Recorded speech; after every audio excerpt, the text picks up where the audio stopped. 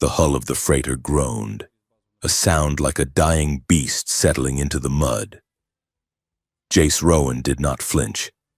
He sat in the pilot's chair of the Kestrel, his boots propped up on the console, watching the chaotic swirl of the gas giant outside his reinforced viewport. Lightning, thick as suspension cables and burning violet, lashed against the deflector shields. The ship shuddered violently, knocking a half-empty mug of stale coffee onto the floor. But Jace just adjusted the flight stick with a microscopic twitch of his left hand.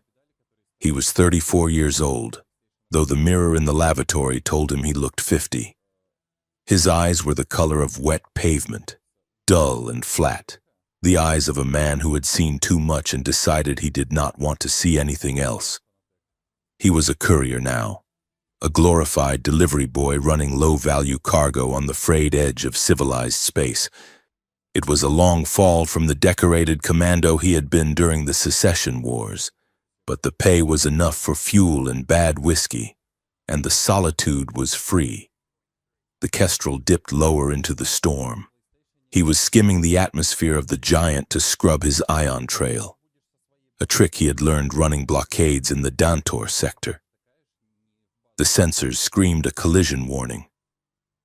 Debris from an old satellite field was caught in the planet's gravity well, spinning like shrapnel in a blender. Jace leaned forward, finally engaging. His hands danced over the manual controls. The ship rolled hard to port, dodging a jagged slab of metal the size of a city block. The engines howled, a deep, throat-tearing roar that vibrated in his teeth. He leveled out, punching through a wall of methane clouds into a patch of clear, high-altitude calm. That was when the signal hit him. It was not a standard distress beacon. It was a fragmented, desperate pulse on a civilian frequency, repeating a sequence that sounded like weeping. The comms panel lit up, amber light washing over his scarred face. "Ignore it," a voice in his head said. The voice sounded like his old sergeant, the one who had died screaming in the mud of a backwater moon. "It is a trap. It is pirates. It is not your problem." Jace reached for the nav computer to lock in his jump coordinates for the next system. His finger hovered over the execute button. He took a breath, expecting to feel the usual cold indifference. Instead, he felt a phantom itch in his chest, right where his old unit patch used to sit. He cursed softly, a single sharp word in the silence of the cockpit. He spun the Kestrel around. The source of the signal was orbiting a dead moon caught in the gas giant's gravity shadow. As Jace brought his ship closer, the floodlights cut through the gloom and revealed a nightmare. It was a refugee barge, or what was left of one. It was an ugly, utilitarian box of a ship, designed to haul desperate families away from war zones. But something had found it first. The hull had not been breached by laser fire or railguns. It had been torn open. Massive, jagged furrows ran the length of the starboard side, 3 parallel gouges that looked impossibly like claw marks. The metal was bent outward, as if the ship had been bitten by a predator the size of a heavy cruiser. Jace felt a cold prickle of unease slide down his spine. He matched the barge's tumbling rotation and clamped the Kestrel onto the only airlock that looked intact. He grabbed his sidearm, a heavy kinetic pistol that felt comforting in his grip, and cycled the seal. The interior of the barge was a graveyard of floating debris. Gravity was gone. Zero-G globules of water and coolant drifted through the air like jellyfish. Emergency lights flickered in a dying staccato rhythm, casting long, twitching shadows that seemed to grab at his flight suit. Jace pushed off the bulkhead, floating through the wreckage. He saw personal effects drifting in the dark, a child's doll, a cooking pot, a shoe. There were no bodies, which was worse. It meant they had been taken, or consumed. He followed the distress signal deeper into the ship, toward the heavily armored cargo hold. The door was sealed from the inside. He placed a small breaching charge on the lock, turned his head, and detonated it. The door blew inward with a muffled thump. Jace drifted inside, weapon raised, scanning the corners. The room was untouched by the violence outside. In the center of the bay, humming with the last reserves of the ship's power, stood 4 cryopods. He lowered his weapon. He kicked off a crate and glided over to them, wiping the frost from the glass of the first pod. A girl, maybe 17 years old. She had skin the color of polished bronze and hair like spilled ink. But it was her face that made him pause. Even in the frozen stillness of cryo-sleep, she looked fierce. Her brow was furrowed, her lips pulled back in a silent snarl. Under the skin of her arms, faint bioluminescent tattoos pulsed with a slow, golden rhythm. He moved to the next pod. This girl was younger, perhaps 15. Her skin was a pale, dusting violet, and curling from her forehead were 2 small, elegant horns made of something that looked like obsidian. She looked fragile, her hands curled into fists against her chest. The third pod held a smaller girl, barely 13. She was curled into a ball. Her skin was etched with silver markings that seemed to shimmer even in the stasis field, like oil on water. And the last pod, the child inside could not have been more than 10.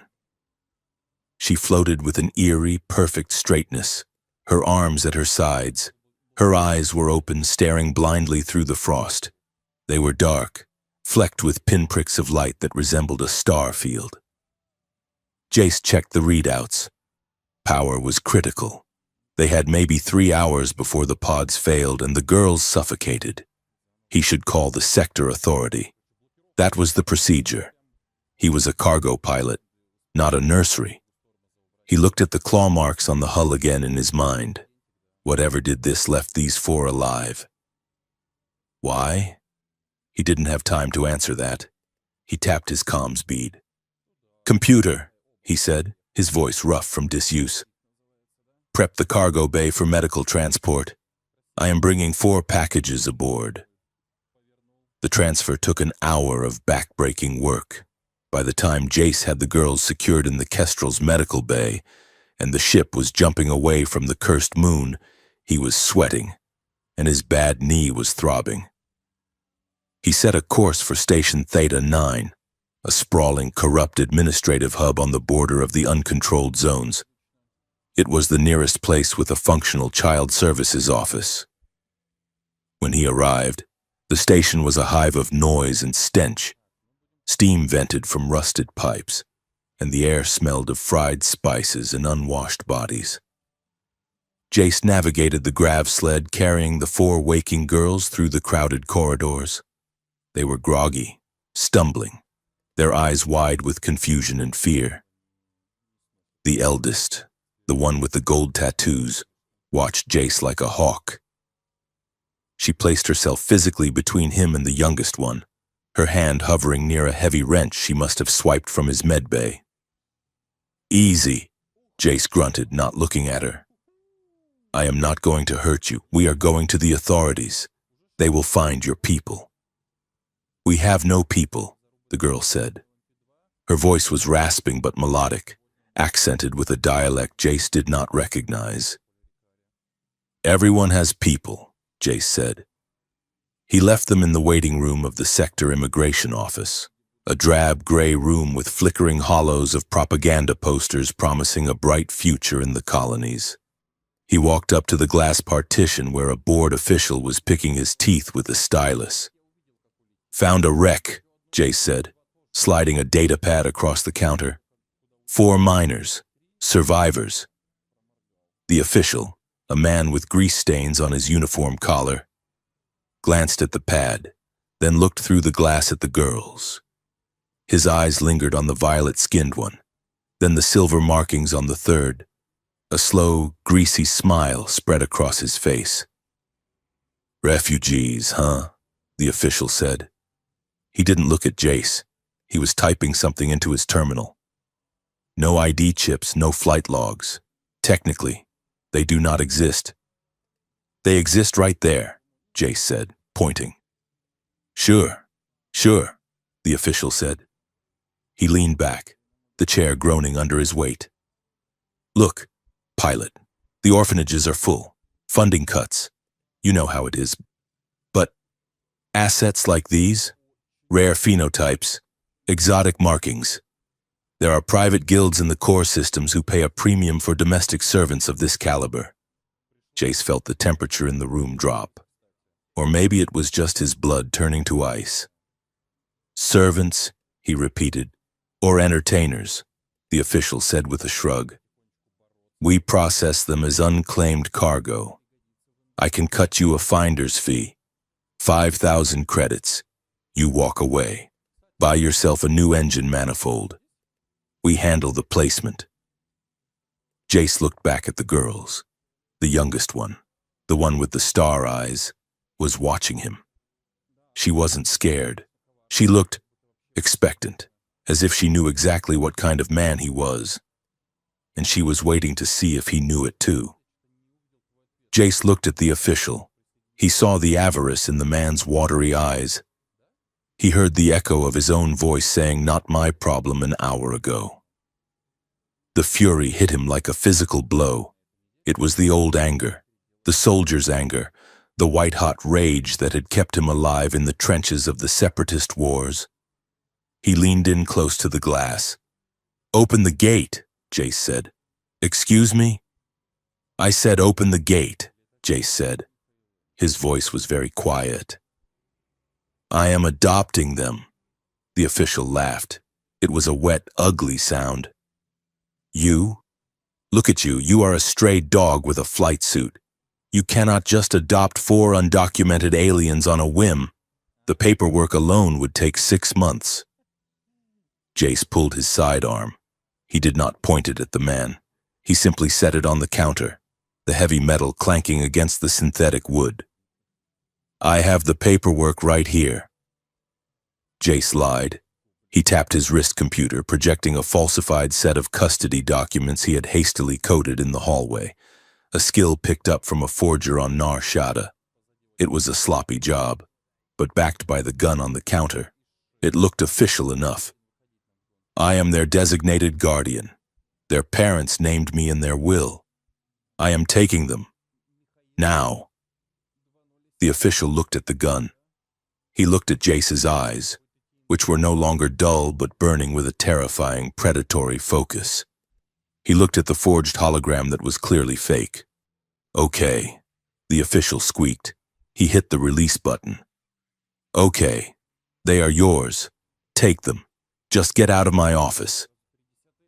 Jace grabbed the hard copy chit the machine spit out, the provisional guardianship papers.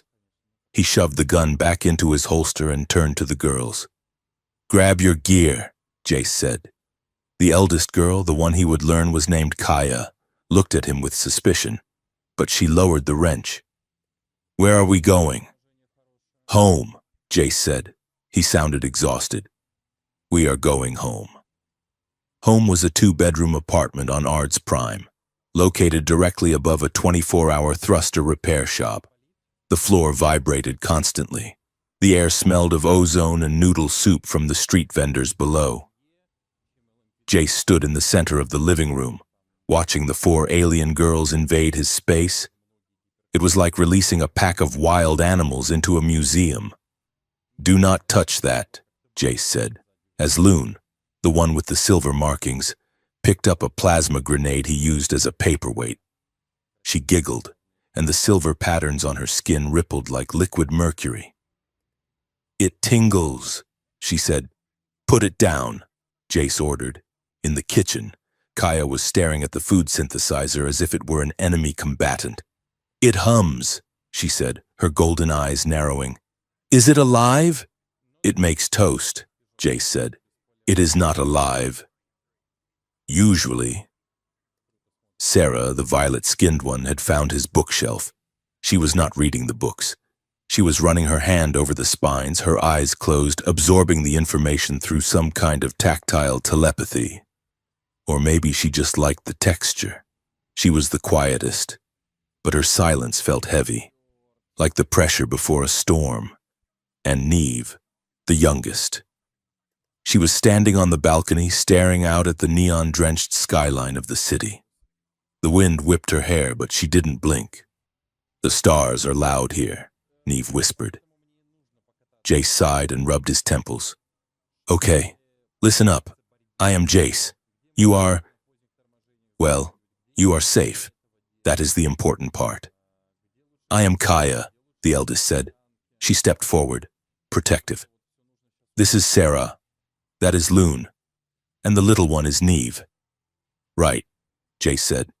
"Kaya, Sarah, Loon, Nave. Got it.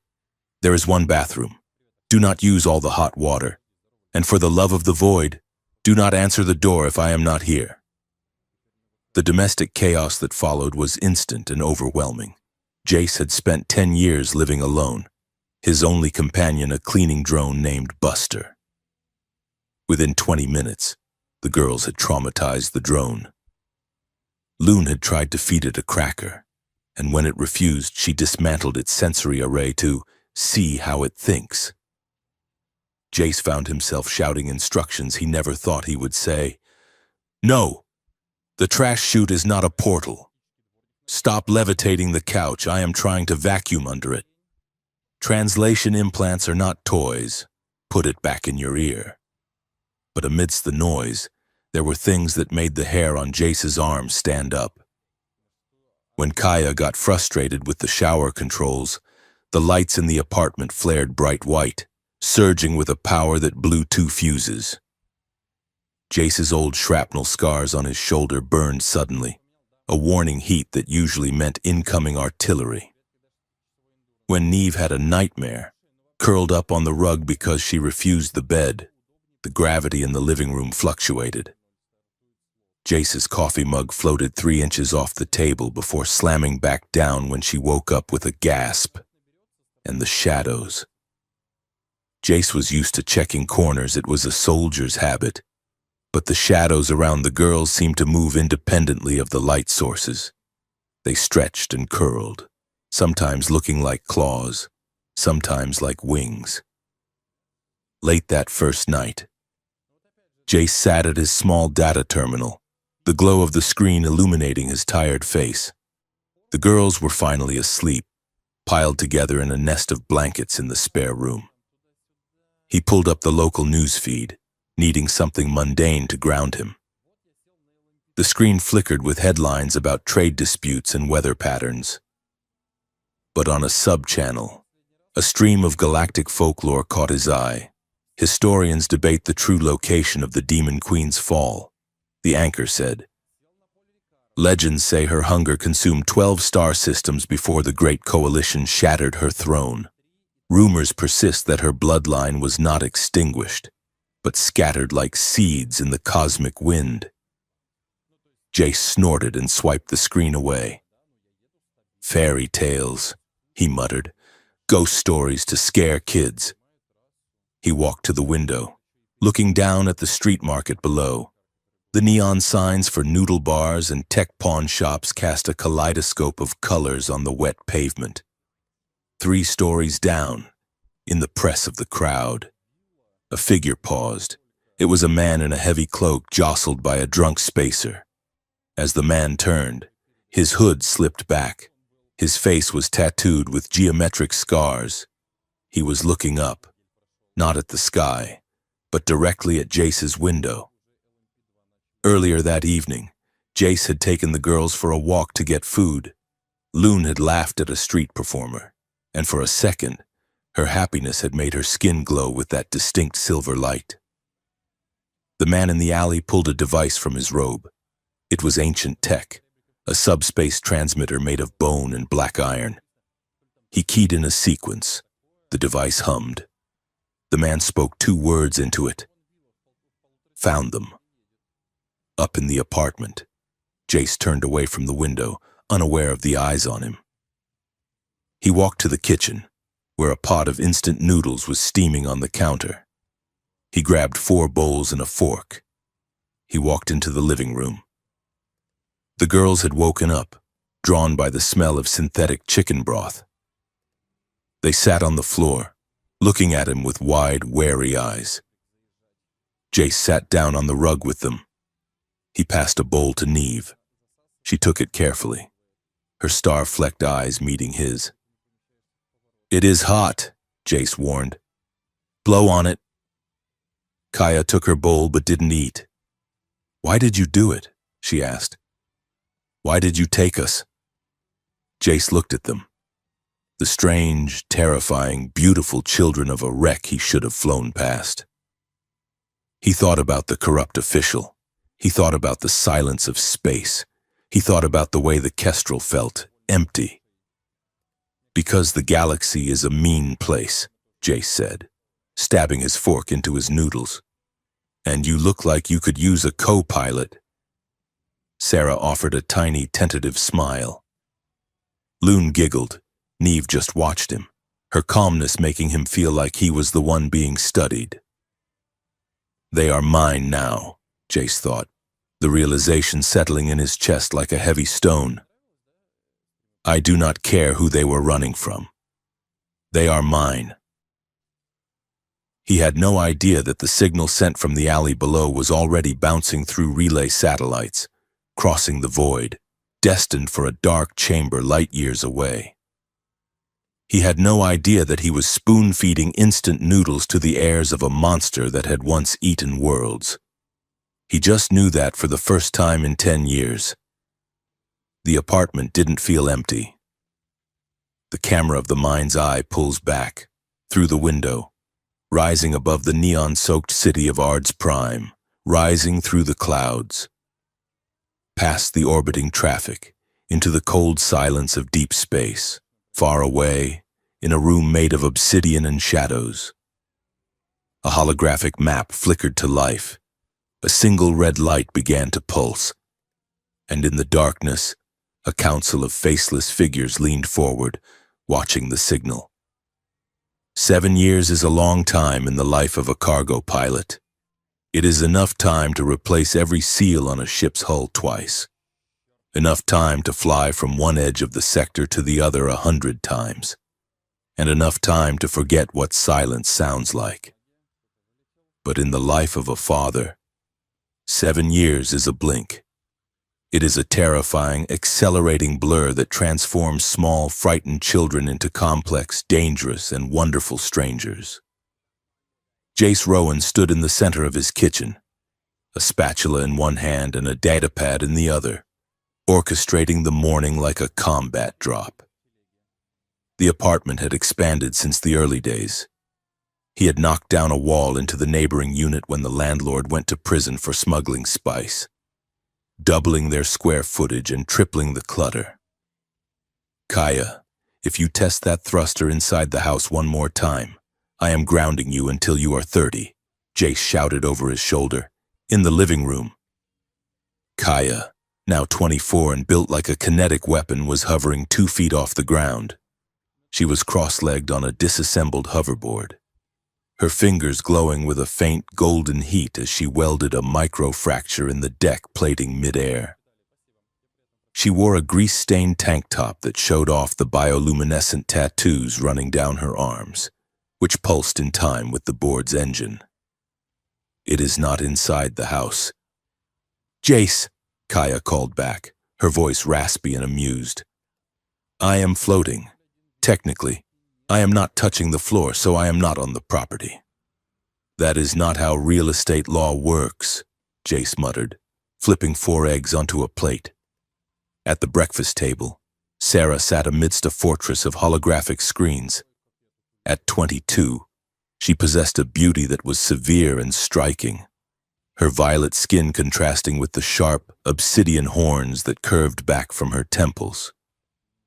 She was reading 3 different news feeds simultaneously, her eyes darting back and forth while she absently drank tea that had gone cold 20 minutes ago.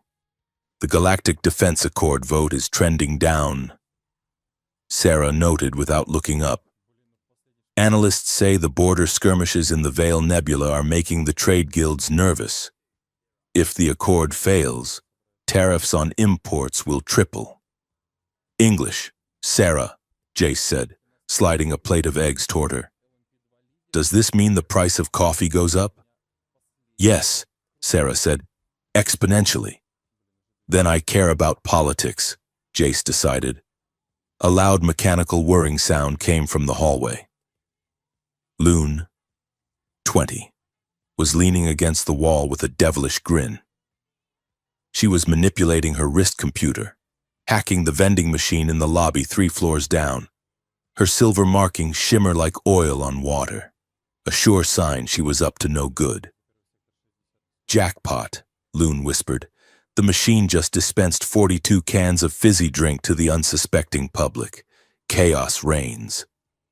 Loon, stop terrorizing the vending machine, Jace sighed. Where is Neve? The apartment went quiet. It was a specific kind of silence that usually meant the laws of physics were being bent in the other room. Jace walked to the balcony door. Neve was standing at the railing, the wind whipping her long, dark hair around her face. She was 18 now, but she possessed a stillness that made her seem ancient. Her eyes, dark and flecked with literal starlight, were unfocused, staring past the smog and the traffic of Ard's Prime. Neve? Jace asked softly. She did not turn. Her hand was outstretched, fingers tracing invisible patterns in the air. The void has a headache today, she murmured. It is throbbing, like a drum behind the eyes. Someone is knocking on the door from the outside. Jace felt a chill that had nothing to do with the morning air. He placed a hand on her shoulder. Come inside, kid. Eggs are getting cold. Neve blinked, and the star field in her eyes settled back into something resembling human vision. She smiled, a small, dreamy expression. Okay, Jace. The apartment was a testament to the life they had built.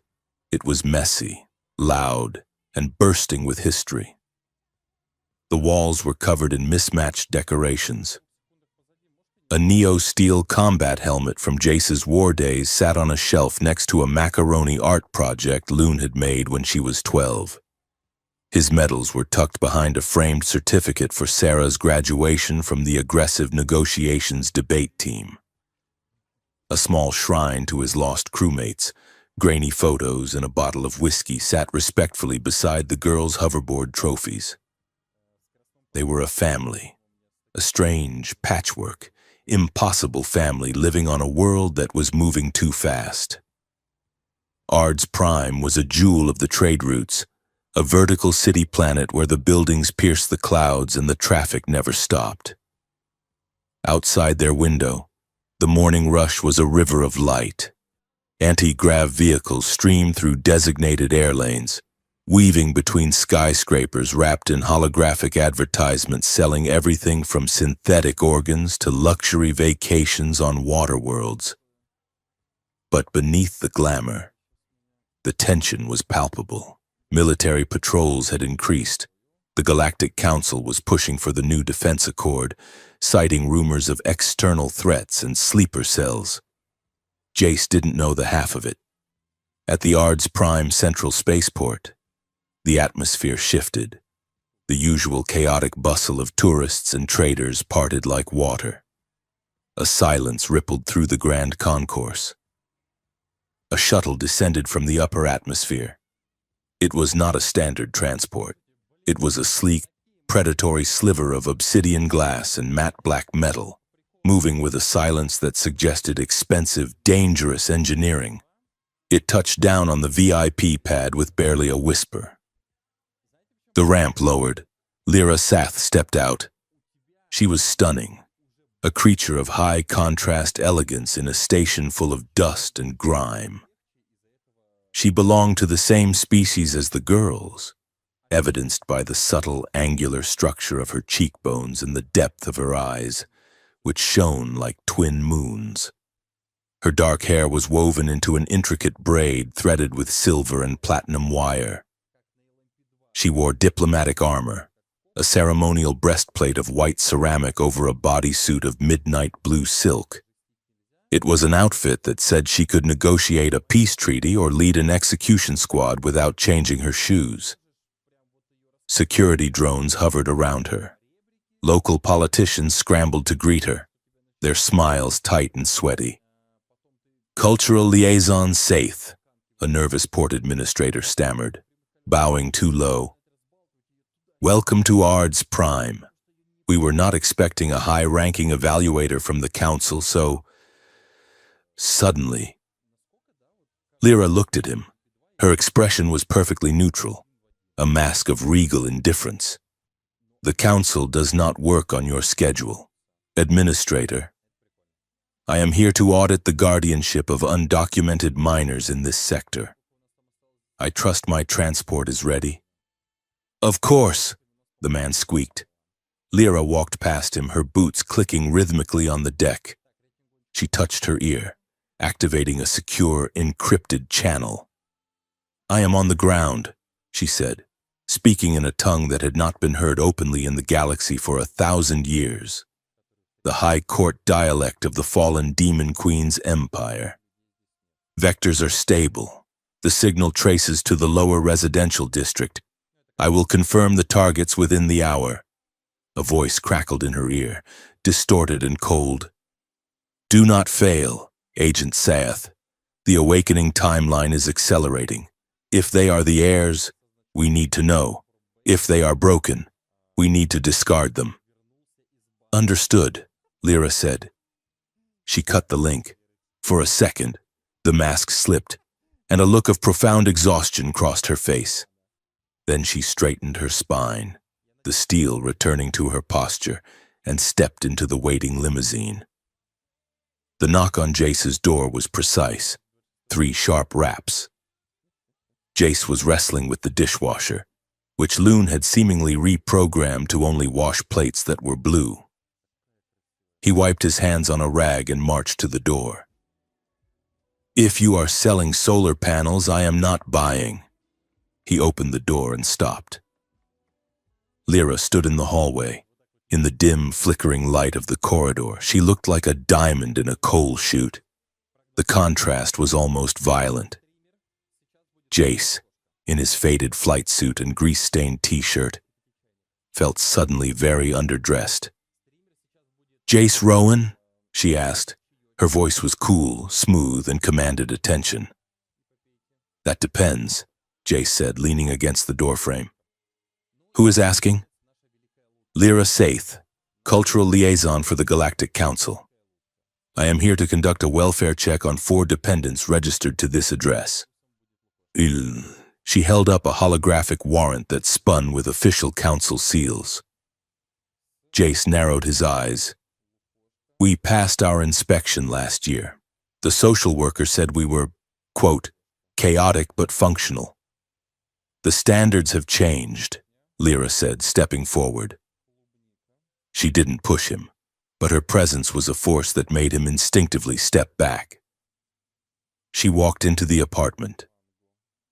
The living room went silent.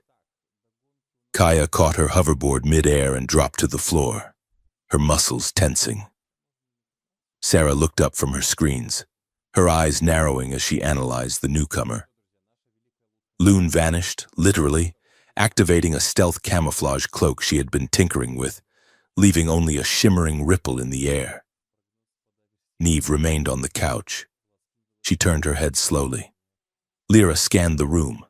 Her eyes catalogued everything: the mismatched furniture, the war medals, the grease on the floor, the sheer density of life in the small space. She looked at the girls. Her gaze lingered on Kaya's gold tattoos, then Sarah's horns. She kept her face impassive, but Jace saw her throat swallow, a tiny betrayal of nerves. "You are living in a fire hazard," Lyra observed dryly. "We call it cozy," Jace said, closing the door. "So, Liaison Saith, you want some tea? Or are you just here to insult my interior decorating?" Lyra turned to face him. I am here to determine if these young women are being raised in an environment suitable for their unique heritage. Our heritage is none of your business, Kaya snapped. Stepping forward, she towered over most people, but Lyra held her ground effortlessly. On the contrary, Lyra said, it is the council's business. Neve stood up. She drifted across the room, ignoring the tension, and stopped inches from Lyra. The young girl sniffed the air, her star-flecked eyes wide.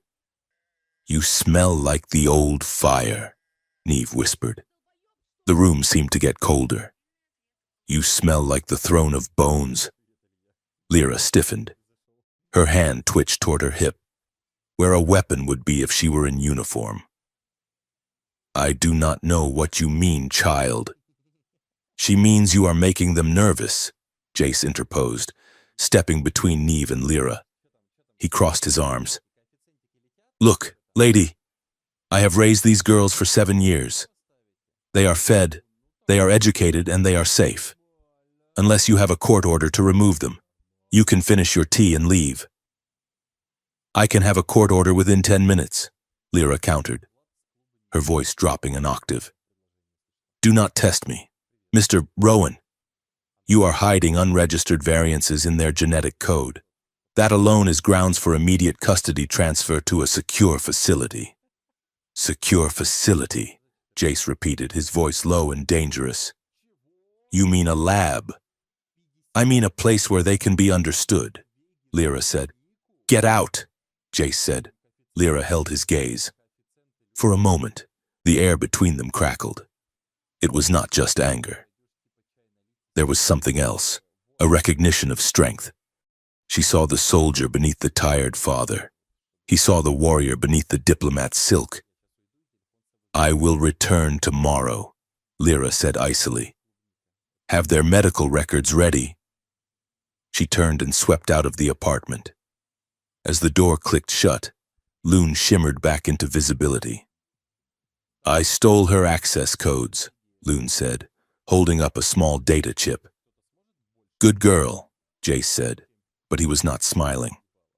He was looking at the door, his heart hammering against his ribs. The next few days were a blur of tension. Lyra returned, again and again.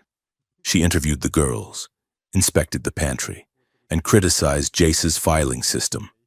But beneath the bureaucracy, something else was happening. Lyra was reporting back to her superiors, the secret faction known as the Continuity Circle. The subjects are difficult, Lyra whispered into her comms unit late one night, standing in the rain outside Jace's building. But they are powerful. The eldest has the kinetic potential of a siege engine. The youngest sees things she should not know. Good, the voice of her handler hissed. Is the Guardian a problem? He is stubborn, Lyra said. She looked up at the warm yellow light of Jace's window. He is primitive, emotional. Remove him if necessary. Lyra frowned. I will handle the evaluation. Safe out. She disconnected. The thought of removing Jace made her stomach twist. It was a sensation she was not used to. She was trained to be a tool of the state, a weapon of the Queen's memory. Emotions were inefficiencies. And yet, the next day she found herself cornering Jace in the dimly lit stairwell of the apartment block. The elevator was broken, Loon's doing likely, and they had met on the landing between floors. You are avoiding my questions, Lyra accused, blocking his path. She smelled of ozone and expensive spice perfume. I am busy, Jace grunted, carrying a box of spare droid parts. Some of us work for a living. You are reckless, Lyra snapped, stepping closer. The space was cramped, the concrete walls pressing in. You let them run wild in the city. Do you have any idea what would happen if the wrong people saw what they can do? I am the only one keeping them safe from the wrong people, Jace shot back. He dropped the box. It hit the floor with a heavy thud. He stepped into her space, looming over her. And that includes you. You think I don't see the way you look at them? Like they are specimens? They are people. Lyra. They are weapons, Lyra hissed. Her composure cracked. Her eyes blazed with a terrifying intensity. They are the most dangerous things in this sector, and you are feeding them instant noodles and letting them watch cartoons. They are my daughters, Jace roared. The silence that followed was heavy and breathing. They were inches apart. Jace could see the flecks of silver in her dark eyes. Lyra could see the gray stubble on his jaw, the pulse beating in his neck. The anger was still there, but it was twisting into something else. The proximity was electric. Lyra felt a pull she had never experienced, a raw, magnetic gravity toward this infuriating, messy, fiercely protective human. He was everything she was trained to despise: chaotic, emotional, insubordinate. And she wanted to touch him so badly her hands shook. Jace stared at her. He saw the fear behind her arrogance. He saw a woman who had carried a burden too heavy for too long. "Lyra," he said, his voice dropping to a rough whisper. She stepped closer. It was an unconscious movement. Her breath hitched. She looked at his mouth. For a heartbeat, the rest of the galaxy fell away. There was just the smell of rust, the hum of the building, and the heat radiating between them. "I should have you arrested," she whispered, but the threat lacked any bite. "Try it," Jace murmured. The moment shattered when the door above them banged open. "Jace! Kaya broke the microwave again," Loon yelled down the stairs. Jace and Lyra sprang apart like guilty teenagers. Lyra smoothed her armor, her face flushing a deep violet. Jace grabbed his box of parts, coughing to clear his throat.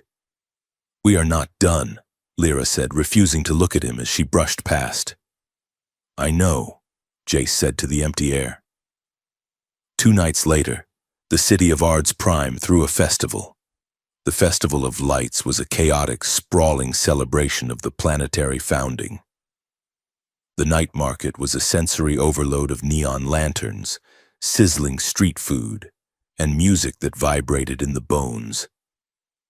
Jace decided they all needed a break. He dragged the girls out, and to everyone's surprise, Lyra insisted on coming along for observation purposes. The group moved through the crowd like a phalanx. Kaya found a stall run by a massive cyborg offering a prize to anyone who could beat him at arm wrestling. Kaya slammed his metal arm through the table within 3 seconds, winning a stuffed animal which she triumphantly handed to a bewildered child nearby. Sarah wandered into a poetry slam at a corner cafe.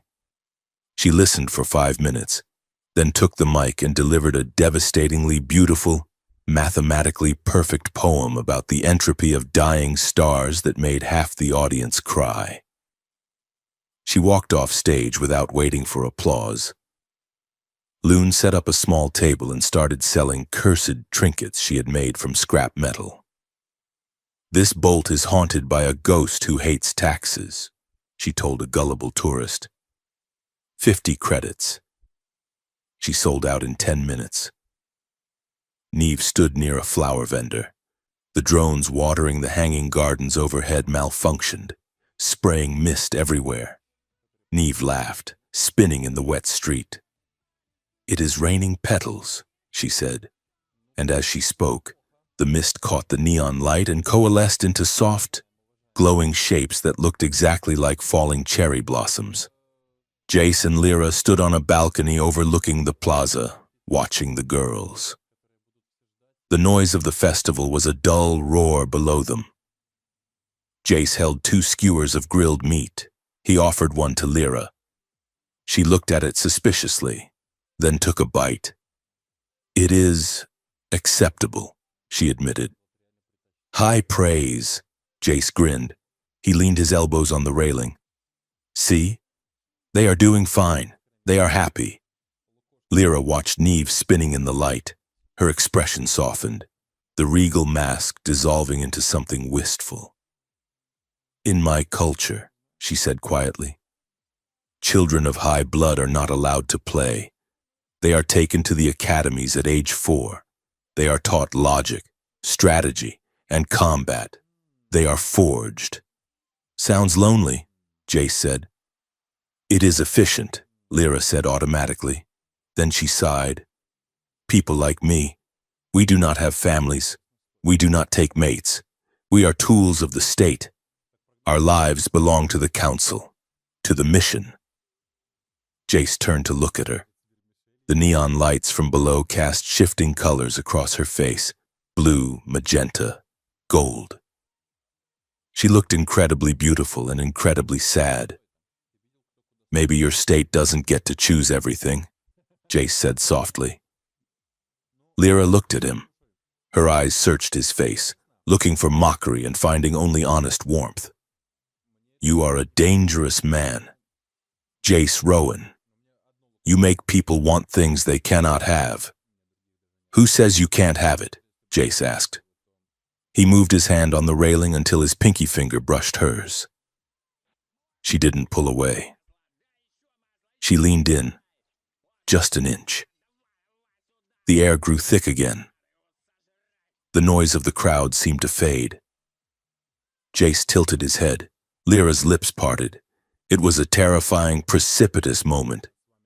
A choice to step off the ledge of duty and fall into something unknown. The explosion tore the world apart. It came from the main plaza, near the podium where a politician was giving a speech about the Defense Accord. A shockwave of heat and sound slammed into the balcony, knocking Jace and Lyra to the ground. Below them, chaos erupted, smoke billowed, screams replaced the music, debris rained down like shrapnel. "The girls!" Jace shouted, scrambling up. They looked over the railing. The plaza was a kill zone. A second bomb detonated near a group of civilians, but the debris didn't hit them. In the center of the smoke, 4 figures stood amidst the carnage. Kaya was standing in front of a family of tourists. She had caught a falling pillar of concrete, a slab weighing 2 tons, and was holding it up with one hand, her skin glowing so bright it was blinding. She roared with effort, tossing the pillar aside like it was cardboard. Sarah was kneeling beside the wounded. She had extended her hands, and a bubble of violet light had expanded around the blast zone. Inside the bubble, time had stopped. The shrapnel was frozen in mid-air, suspended in a stasis field, saving dozens of people from being shredded.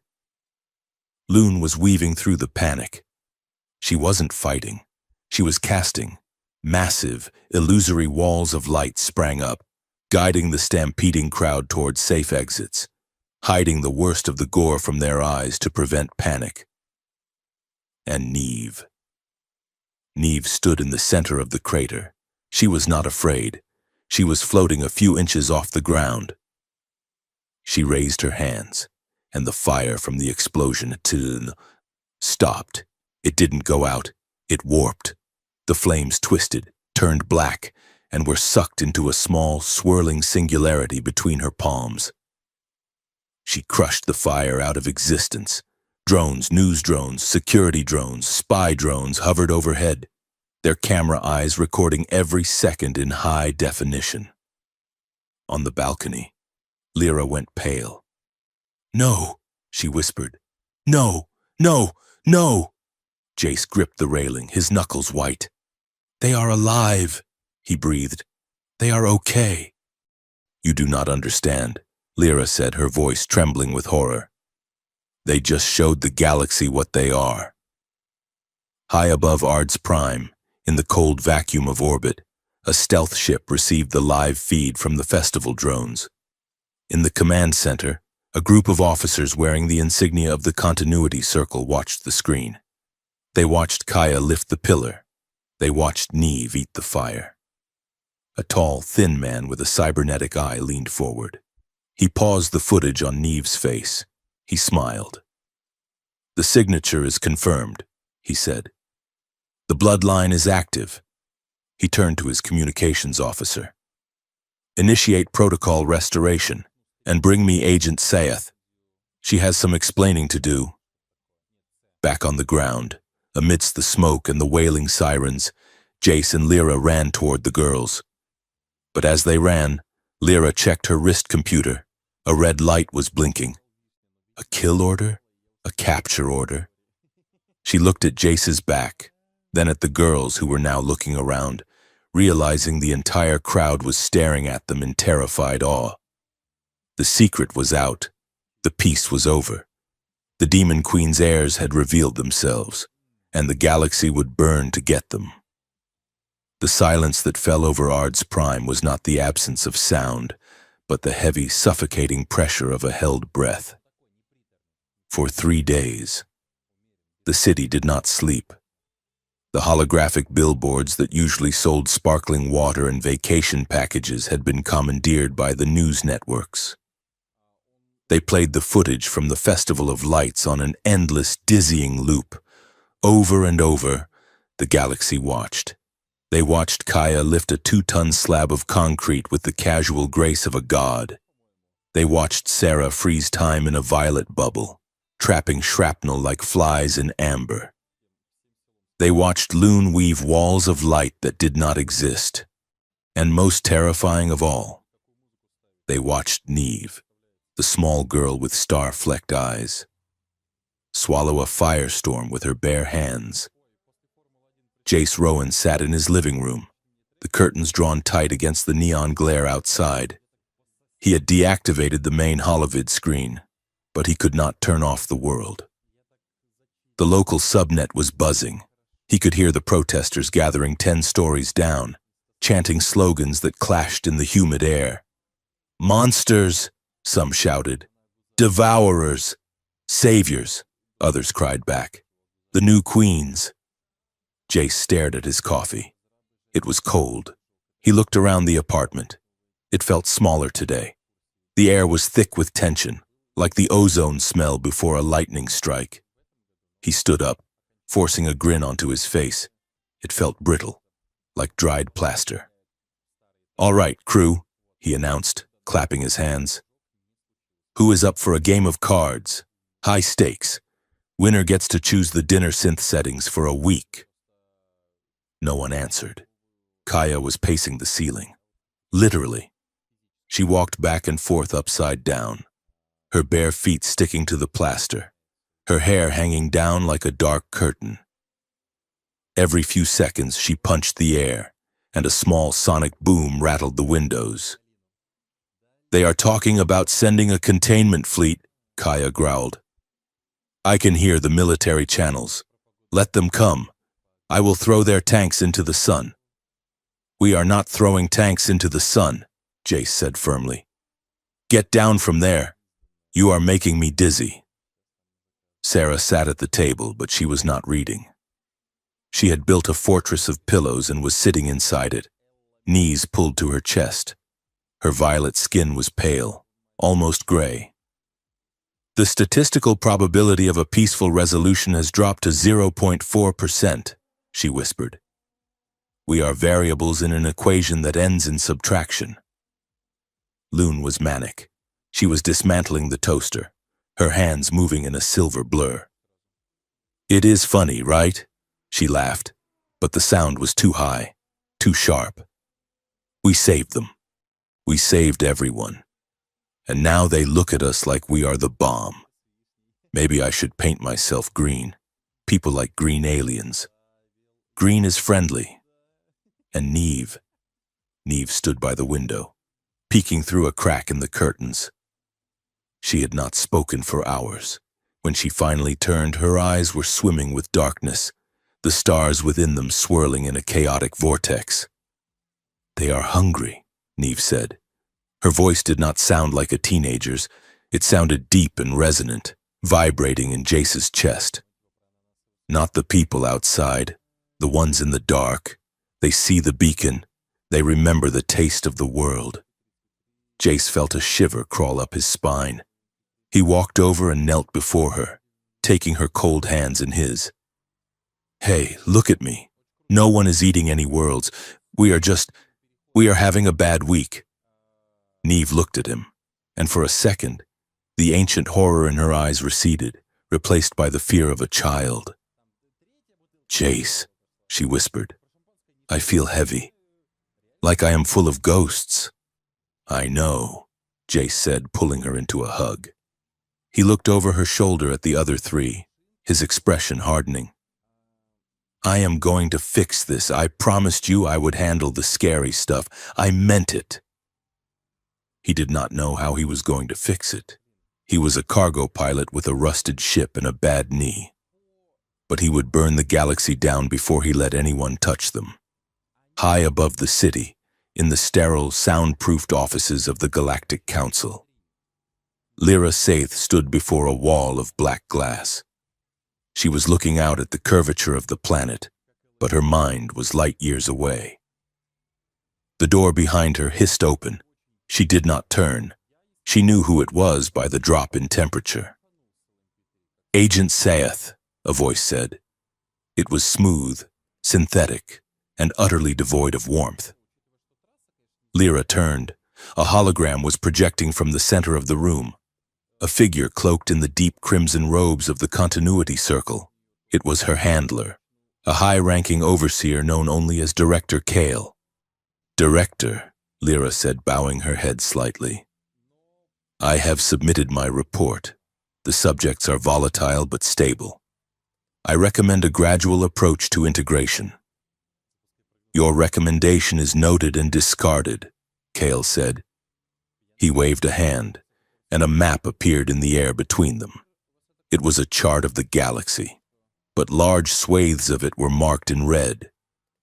The external threats from the Void Rim are encroaching. The Council needs a weapon. We do not have time for gradual. The map zoomed in on Arda's Prime. We have confirmed the genetic markers, Kyle continued. These are not merely descendants. Lyra, they are vessels. They house the fragmented consciousness of the Demon Queen herself. They are the keys to the old engines of domination. Lyra felt the blood drain from her face. The Queen was a monster. Her empire consumed 12 systems, and you cannot mean to bring that back. We do not mean to bring back the Empire, Kyle corrected smoothly. We mean to harness the power. Controlled consumption. We will use the girls to devour our enemies, to terrify the fringe worlds into compliance. A benevolent tyranny, guarded by the Council. They are children, Lyra said. The words slipped out before she could stop them. The hologram flickered. Kale's face hardened. They are hardware, and you are the technician. We are initiating Protocol Awakening. You will secure the assets tonight. Once they are in custody, we will install the neural governors. And if they resist, Lyra asked, then you will execute the kill switch protocols, Kyle said. He tapped a command into his console. I am uploading the codes to your armor now. If they cannot be controlled, they must be incinerated before they fully awaken. Do not let sentiment cloud your judgment. Agent, you were raised to serve the greater order. Do not forget what you are. The hologram vanished. Lyra stood alone in the dark room. Her armor chimed softly, acknowledging the receipt of the kill codes, a list of frequencies designed to stop the girls' hearts. She looked at her hands. They were trembling. She had spent her life believing in the order. She had been taught that the chaos of the universe needed a strong hand, that feelings were a weakness, that the individual mattered less than the structure. But then she thought of Jace. She thought of his messy apartment, the way he laughed when Loon glued his boots to the floor, the way he looked at her on the balcony, not as a weapon, but as a woman. She thought of Neve's drawings, Sarah's poetry, Kaya's fierce loyalty. The doctrine in her head screamed, obey. The ache in her chest screamed, run. It was raining when Lyra arrived at the apartment block. The water slicked her dark hair to her face and ran in rivulets down her ceramic breastplate. She bypassed the elevator, taking the stairs two at a time, her movements fueled by a terrifying, frantic energy. She hacked the lock on Jace's door and slipped inside. The apartment was dark. Jace was in the kitchen, illuminated only by the blue light of the open refrigerator. He was staring at a drawing taped to the door, a crude crayon sketch of 4 girls and a man holding hands under a yellow sun. He turned as she entered, his hand going to the pistol tucked into his waistband. When he saw it was her, he didn't relax. "You have some nerve coming here," Jace said. His voice was rough, exhausted. "Are you here to measure their skulls again? Or did you bring a cage this time?" "Quiet," Lyra hissed. She crossed the room in 3 strides, grabbing his arm.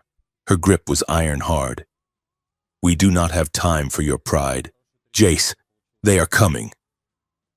Jace pulled his arm away. "Who is coming?" "The circle, the continuity, the people who own me." Lyra's eyes were wide, desperate. "You have to listen to me. Your daughters. They are not just gifted, they are echoes." She backed him against the counter. "Do you know the legends? The Demon Queen did not just die. She shattered. She hid pieces of her mind in her bloodline, waiting for the right vessels to put her back together." Jace stared at her. He shook his head, a short, jerky motion. "Stop it. I am not listening to this fanatic nonsense." "It is not nonsense," Lyra whispered furiously. "They are heirs to a throne built on screaming planets. Jace, if the circle gets them, they will turn them into weapons that eat stars. And if they cannot control them, they have ordered me to kill them." The silence in the kitchen was absolute. The refrigerator hummed. Jace looked at her. He looked at the woman he had almost kissed, the woman who stood in his kitchen in full battle armor, shaking with terror. "You are supposed to kill them?" Jace asked very quietly. "Yes," Lyra breathed. "And are you going to?" Lyra looked at him. She looked at the stubble on his jaw, the gray in his hair, the fierce, stupid, beautiful love in his eyes. "I don't know," she confessed, her voice breaking. "I don't know what I am doing. Being near you, it is like standing too close to a star. It burns. It blinds me. I am supposed to be cold. Jace, I am supposed to be stone. But you make me want to be something else." Jace stepped forward. The anger in his chest collided with the fear, and beneath it all, the undeniable pull that had been there since the beginning. "Then be something else," Jace said. "None, don't be their agent. Be Lyra." "I don't know how," she whispered. "I will show you," he said. He reached out and cupped her jaw. His thumb traced the sharp line of her cheekbone. Lyra gasped, a sharp intake of breath. She gripped his wrists, her fingers digging into his skin, half pushing him away, half pulling him closer. "This is a mistake," she said, her lips inches from his. "I am your enemy." "Then shoot me," Jace murmured. He closed the gap. It was not a gentle kiss. It was a collision. It was desperate and messy and tasted of rain and fear. Jace's hand slid from her face to her waist, pulling her flush against him, tangling in the hard lines of her armor and the soft fabric of her bodysuit. Lyra made a sound low in her throat, a surrender, and kissed him back with a hunger that terrified her. For a moment, there was no galactic council, no demon queen, no looming war. There was just the heat of his skin, the rough press of his mouth, the overwhelming reality of him. Then the reality of what she had done crashed back in. She was kissing the target. She was betraying her entire life. Lyra broke the kiss, gasping for air. She stumbled back, her eyes wild. "I can't," she choked out. "I can't save you, and you have to run, and you have to take them and run." "Come with us," Jace said, reaching for her, I can't, she repeated. She turned and fled, vanishing into the shadows of the hallway just as the building shook with a massive, concussive thud. The front wall of the apartment building exploded inward. It wasn't a bomb. It was a breaching ram. Jace was thrown back against the kitchen cabinets, glass shattering around him. He scrambled up, his ears ringing, shouting for the girls. "Bedroom! Now! Move!" They were already moving. The girls burst into the living room just as the smoke cleared. Through the hole in the wall, figures poured in. But it wasn't just one group. It was chaos. On the left, repelling from black stealth shuttles, were the commandos of the Continuity Circle, sleek, faceless soldiers with stun batons and containment nets. On the right, swarming up the fire escape and through the windows, were robed figures wielding jagged knives and glowing, archaic symbols. The cult of the Queen, fanatics who wanted to crack the girls open to let the goddess out. "Seize the vessels!" a cultist screamed, lunging at Loon. "Secure the assets!" a commando shouted, firing a suppression dart at Kaya. The living room became a war zone. Jace opened fire with his kinetic pistol, dropping a cultist who was charging Neve. "Don't let them touch you," he roared. The girls didn't need telling. The fear that had paralyzed them for days vanished, replaced by pure defensive instinct. Kaya screamed, and her body ignited. She didn't just glow, she erupted. A wave of golden starfire blasted outward, incinerating the suppression darts and knocking 3 commandos back out the hole in the wall. She grabbed a heavy coffee table and threw it so hard it shattered a cultist's ribs.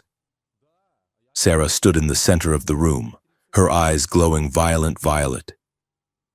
She raised her hands, and the air around her thickened. 2 commandos charging her suddenly slowed to a crawl, trapped in a bubble of dilated time. They moved like they were underwater, helpless as Sarah calmly walked around them and tripped them. Loon was everywhere and nowhere. She spun shadows into physical weapons. Dark tendrils lashed out from under the furniture, tripping invaders, wrapping around ankles.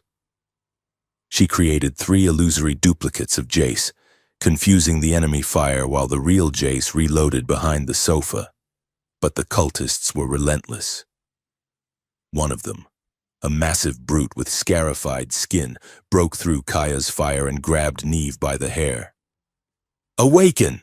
the cultist shrieked, raising a sacrificial dagger. "Consume!" Neve didn't scream. She looked at the man. Her eyes went completely black. Her mouth opened, and a voice that was not hers, a voice that sounded like grinding tectonic plates, spoke. "Kneel." The word hit the room like a physical hammer. The cultist's eyes rolled back in his head. He dropped the knife and collapsed, foaming at the mouth, his mind shattered by the sheer weight of the command. The Continuity commandos regrouped. A squad leader raised a heavy disruptor rifle, aiming it at Kaya. "Target is lethal. Authorization to terminate." He pulled the trigger. A blur of blue and white armor slammed into him. Lyra Sath didn't leave. She had stopped on the stairs. She had heard the gunfire, and she had made her choice. She tackled her own squad leader, driving a combat knife through the weak point in his neck armor. He gurgled and fell. Lyra stood up, standing between the commandos and the family. She held a plasma pistol in each hand. "Agent Saeth!" a commando shouted, confused. "What are you doing? Stand down!" "I am resigning," Lyra said coldly. She opened fire. She shot 2 of her former subordinates in the chest plates, dropping them. She spun and blew the knee out of a cultist rushing Jace. "Jace! The roof!" she screamed. "My shuttle is locked down. We have to use yours." "The Kestrel is at the port," Jace yelled, firing over her shoulder. "Then we jump!" Kaya yelled. Kaya grabbed Jace and Lyra. "Hold on!" She blasted a hole through the ceiling with a concentrated beam of heat. Then, defying gravity, she shot upward, carrying them through the smoke and debris to the roof of the building. Sarah, Loon, and Neve followed, levitating on currents of power. They landed on the roof in the driving rain. Below, the building was swarming with enemies. Above, police drones were circling. "We need a ride," Jace shouted. "There," Loon pointed. A cargo hauler was passing low, navigating the heavy traffic lane. "Jump," Jace ordered. They leaped from the edge of the skyscraper, and it was a suicide jump. But Sarah cast a stasis cushion that caught them in midair, slowing their fall just enough to land hard on the moving hauler's flatbed. They scrambled for grip on the wet metal. The hauler driver honked, terrified, but kept flying. "To the spaceport," Jace yelled into the wind. What followed was a blur of adrenaline. They hijacked the hauler's guidance system, Loon hot-wiring the panel and steered it toward the commercial hangars. Black stealth ships were in pursuit now, firing laser cannons that scorched the metal around them. Lyra tapped frantically on her wrist computer. "I am jamming their tracking scanners. They cannot lock on." "They don't need to lock on if they just blanket the area with fire," Jace yelled. They crashed the hauler through the security gate of Hangar Bay 4. The Kestrel sat there, rusted and beautiful. They sprinted for the ramp. Laser fire chewed up the concrete around their heels. Jace shoved the girls inside, then grabbed Lyra's hand. She hesitated for a fraction of a second, looking back at the burning city, at the life she was leaving. "Move!" Jace roared, pulling her aboard. He slammed the airlock seal. "Buckle up, I am punching it!" He vaulted into the pilot's seat. His hands flew over the controls. The Kestrel's engines coughed, then roared to life. He didn't wait for clearance.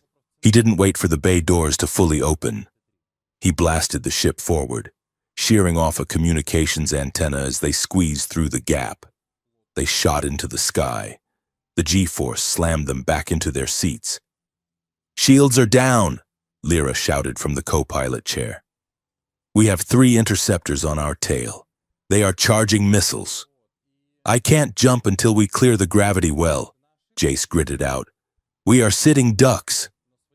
"No," Neve said. She unbuckled and walked to the center of the cockpit. She placed her hands on the bulkhead. The other 3 girls joined her. They linked hands. "Connect," Sarah whispered. A surge of energy, terrifying and multicolored, flowed from the girls into the ship. The lights in the cockpit flared blindingly bright. The engine note changed from a mechanical roar to a high-pitched scream. "What are they doing?" Lyra yelled. "They are pushing," Jace said, his eyes wide. The Kestrel didn't just accelerate on, it warped. The ship blurred, phasing partially out of reality. The missiles fired by the interceptors passed harmlessly through the hull as if the ship were a ghost. "Punch it, Jace!" Kaya screamed, her nose bleeding from the effort. Jace slammed the hyperdrive lever forward. The stars outside stretched into infinite lines of light. The ship shuddered violently, as if it were being squeezed through the eye of a needle. Then, with a crack like thunder, they vanished from Arda's prime space. Silence descended on the cockpit. The girls collapsed onto the floor, breathing hard. The hum of the hyperdrive was steady and rhythmic. Jace let go of the controls. His hands were shaking. He spun the chair around. Lyra was staring at the view screen, at the swirling blue vortex of hyperspace. She had killed her own people. She was a traitor to the council, a defector, a fugitive. She looked at Jace. Her eyes were wide, dark pools of shock. "You realize," Lyra said, her voice trembling, "that there is nowhere to go. They will hunt us to the edge of the universe." Jace looked at her. He looked at the girls, huddled together on the deck, alive. He looked at the woman who had saved them. "Then we go past the edge," Jace said. He stood up and offered Lyra a hand. She looked at it for a long moment, then reached out and took it. Her skin was cold. His was warm. The connection between them was no longer just attraction. It was a pact sealed in blood and treason. They were all running now, and they were running together. Subtlety was not a concept that the crew of the Kestrel practiced with any degree of competence. They were a fugitive family unit composed of a weary ex-soldier, a defecting government agent, and 4 walking weapons of mass destruction. And trying to blend in was like trying to hide a supernova in a closet. For 3 weeks, they had hopped between the frayed edges of the galaxy, seeking refuge in the lawless zones where the Galactic Council's sensors were blind. They docked at smuggler outposts carved into hollow asteroids, bartered for fuel at half-dead mining stations where the oxygen scrubbers wheezed like dying men, and slept in the shadow of abandoned military ring worlds left over from forgotten wars. It was a life of high tension and low hygiene, on the moon of Station Omega-4, a hive of scum and villainy where the currency was unrefined ore and secrets. Jace tried to buy protein packs from a vendor with 3 eyes. "Keep your heads down," Jace had whispered to the girls. "Do not look at anyone. Do not touch anything. And definitely do not glow." 5 minutes later, Loon got bored, standing near a high-stakes sabacc table where a Wookiee-sized alien was cheating. She decided to adjust the odds. She didn't mean to cause a panic. She simply wove a small illusion, a shadow puppet of the local crime lord appearing on the table to accuse the cheater. The resulting brawl involved laser fire, overturned tables, and Kaya instinctively punching a hole through a reinforced bulkhead to create an exit. They fled the station with alarms blaring, Jace cursing a blue streak while Lyra laid down suppressing fire from the loading ramp. "I said keep your heads down," Jace shouted as he slammed the Kestrel into overdrive, dodging a haphazard blockade of pirate skiffs. "Technically," Loon said, buckling her crash harness, "I kept my head down. It was my mind that was wandering." "I am grounding you," Jace growled. "I am grounding all of you. No more telepathy until we are in another sector." But beneath the chaos and the banter, a dark current was pulling them toward a singular destination.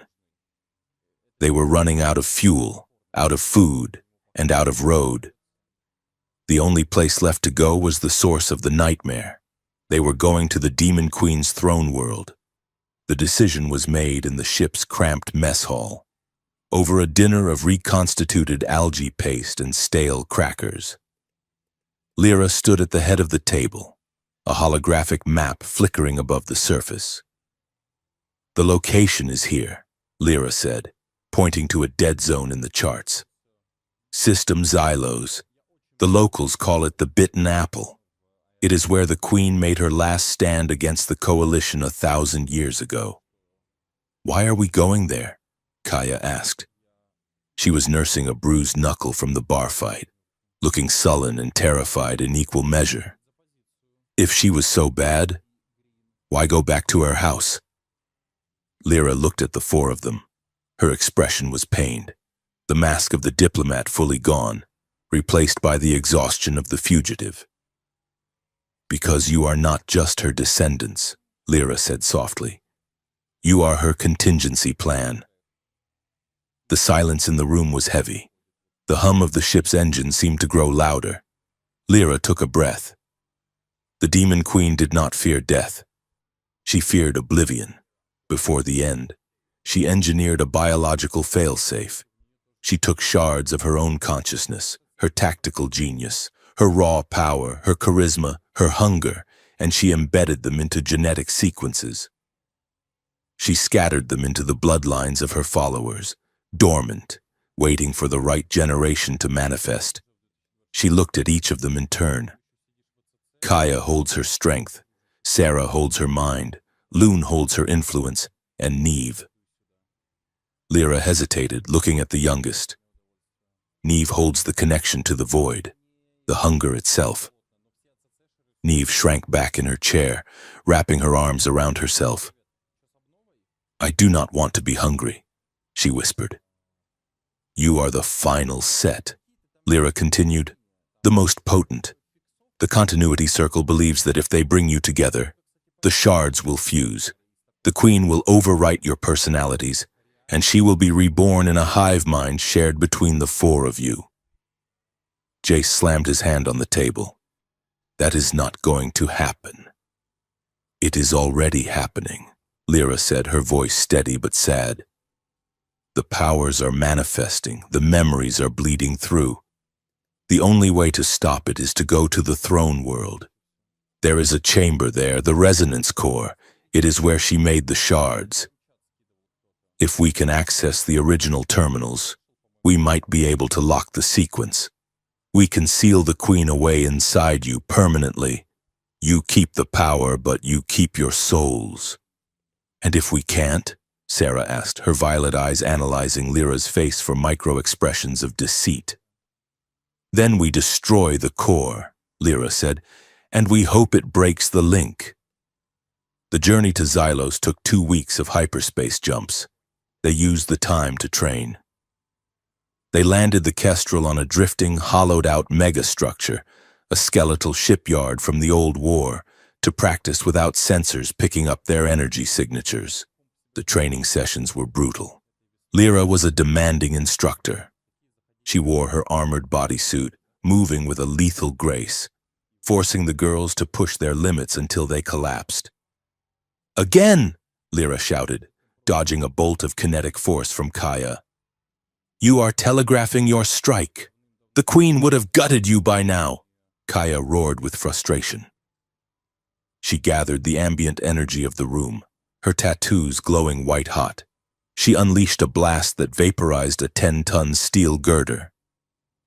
Dust rained down.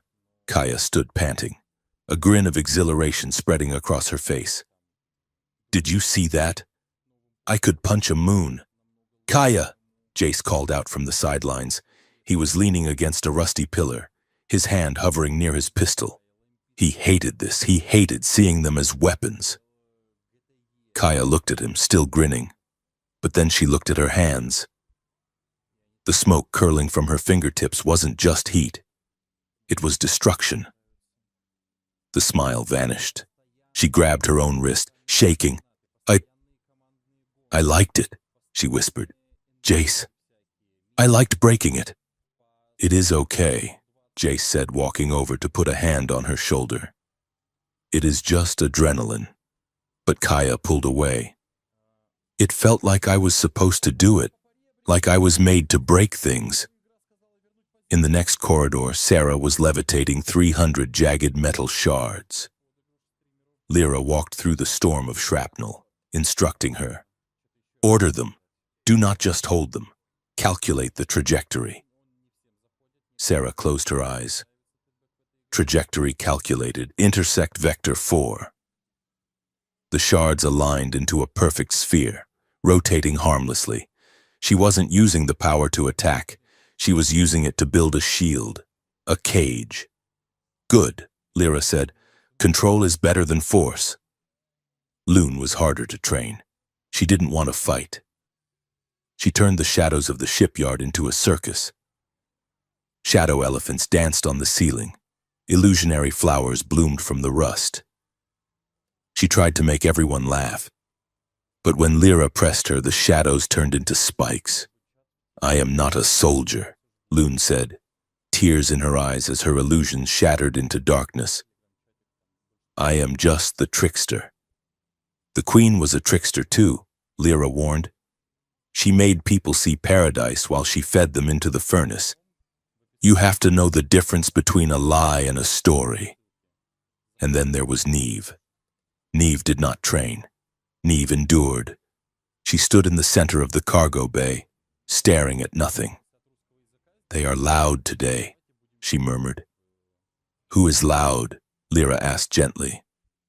"The system she ate," Neve said. Her voice had that hollow, echoing quality again. "Billions of voices, they are screaming in the static. They want to know why I am still hungry." Neve fell to her knees, clutching her head. The gravity on the ship groaned. The lights flickered and died, plunging them into darkness. "Make them stop!" Neve screamed. "Jace, make them stop!" Jace was there in a second, scooping her up into his arms. rocking her as the artificial gravity lurched sickeningly. "I have got you, baby. I have got you. It is just a noise. It is not real." "It is real," Lyra whispered from the dark. To her, it is yesterday. That night, after the girls had finally fallen into a fitful sleep, the Kestrel was quiet. The ship drifted in the void, a small speck of warmth in the infinite cold. Jace couldn't sleep. He checked the perimeter sensors, checked the fuel gauge, checked his weapon. He felt useless. He was a man who fixed engines and punched pirates. He couldn't punch a genetic curse. He walked to the engine bay, the beating heart of the ship. He needed the noise of the reactor to drown out his thoughts. He found Lyra there. She was in the corner, hidden by the shadow of the cooling intake. She was punching the Durasteel bulkhead, over and over, thud, thud, thud. There was no rhythm to it, just raw, violent repetition. Jace stopped. He watched her for a moment. Her knuckles were split and bleeding. She wasn't wearing her armor. She was in a simple undershirt, sweat plastering her hair to her neck. She looked smaller like this, human. "You are going to dent my ship," Jace said softly. Lyra froze. She didn't turn around. She leaned her forehead against the cold metal, her breath coming in ragged gasps. "I hate them," she whispered. "The girls?" Jace asked, stepping closer. "No," Lyra said. She turned. Her face was streaked with tears, her eyes wild with a mixture of rage and grief. "The continuity, the teachers, the people who raised me." She held up her bloody hands. "Do you know what my childhood was, Jace? It wasn't cartoons and hoverboards. It was the doctrine of necessity. I was 6 years old when I watched my first execution. They told us it was beautiful. They told us that mercy was a sickness, that the weak exist to feed the strong." She slid down the wall until she was sitting on the grating, hugging her knees. "I was the best of them," she confessed, her voice shaking. "I was in the elite guard. I hunted dissidents. I burned villages because the algorithm said they might rebel in 10 years. I looked at genocide and I called it purification." She looked up at him, her eyes pleading for him to understand, or maybe to judge her. "I see Jace Rowan, the man who adopts strays and fights for honor, and I feel dirt. I feel like poison in your house." Jace knelt in front of her. He didn't look horrified. He looked sad. "You are not poison," he said. "I am," she insisted. "I am a monster who learned to wear a pretty face." Jace reached out and took her bloody hands in his. He didn't care about the blood. "You were a child who was lied to. And when you saw the truth, you broke the script. That takes more guts than anything I ever did in the war." Lyra looked at their joined hands. "It hurts," she whispered. "Feeling this much. It hurts all the time." "I know," Jace said. He pulled her toward him. It was meant to be a comforting hug, but the moment their bodies touched, the dynamic shifted. It was like a spark jumping a gap. Lyra didn't just lean into him. She collapsed against him, burying her face in his neck, her hands gripping the back of his shirt like she was falling. Jace held her. He felt the heat of her skin through the thin fabric, the frantic beat of her heart against his chest.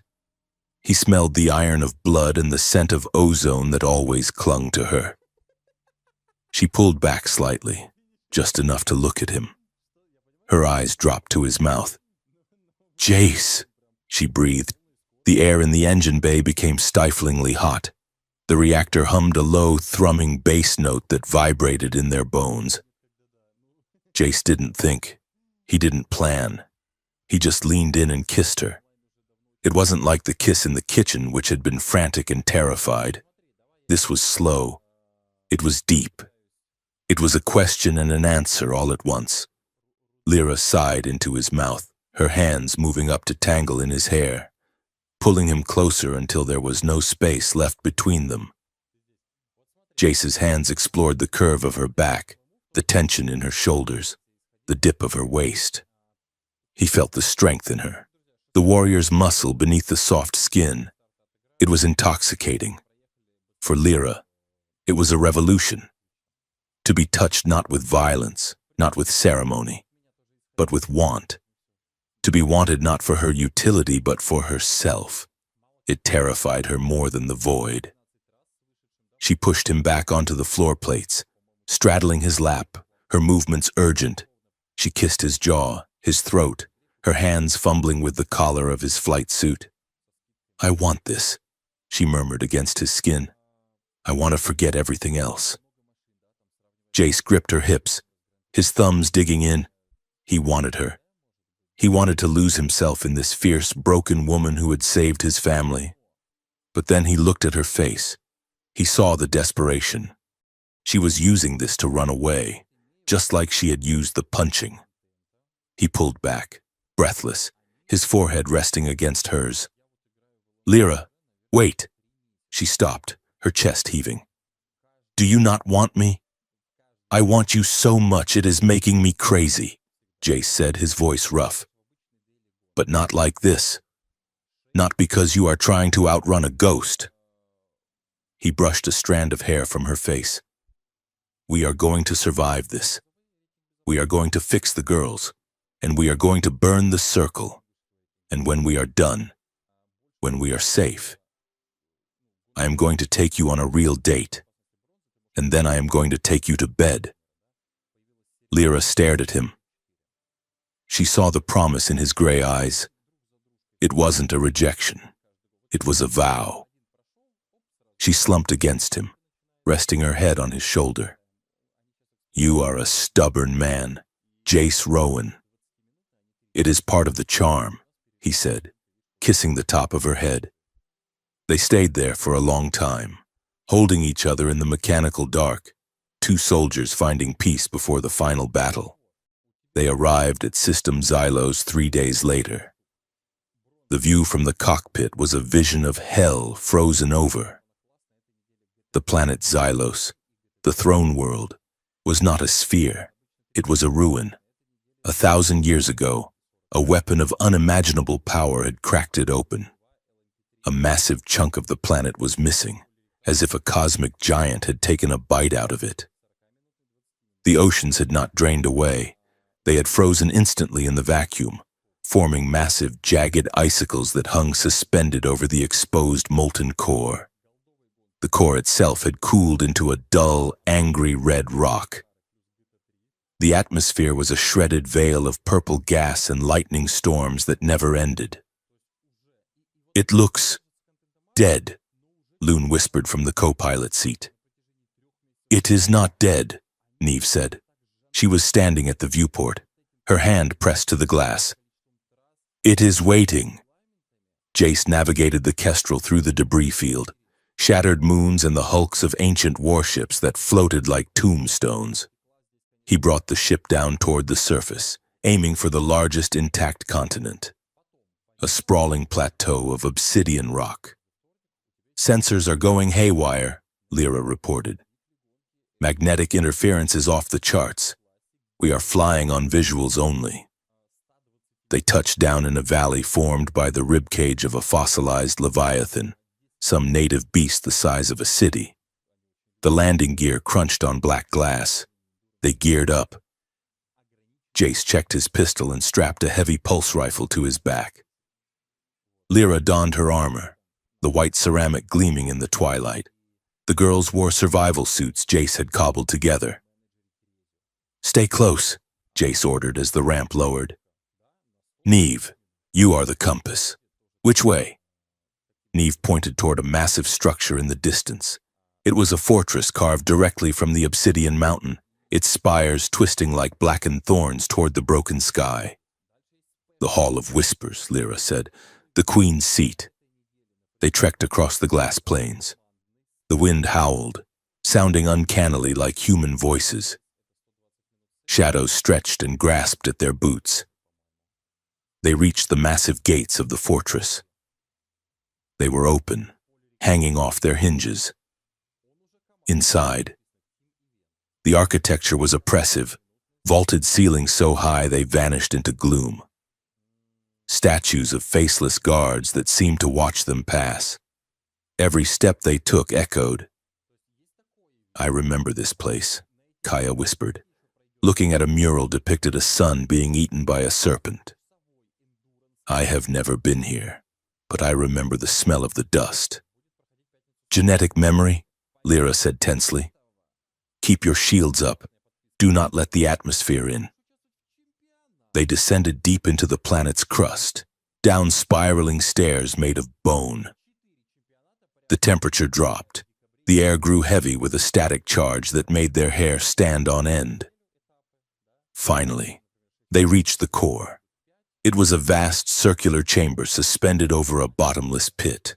In the center, connected by a narrow bridge, and was a platform. And on the platform stood a throne.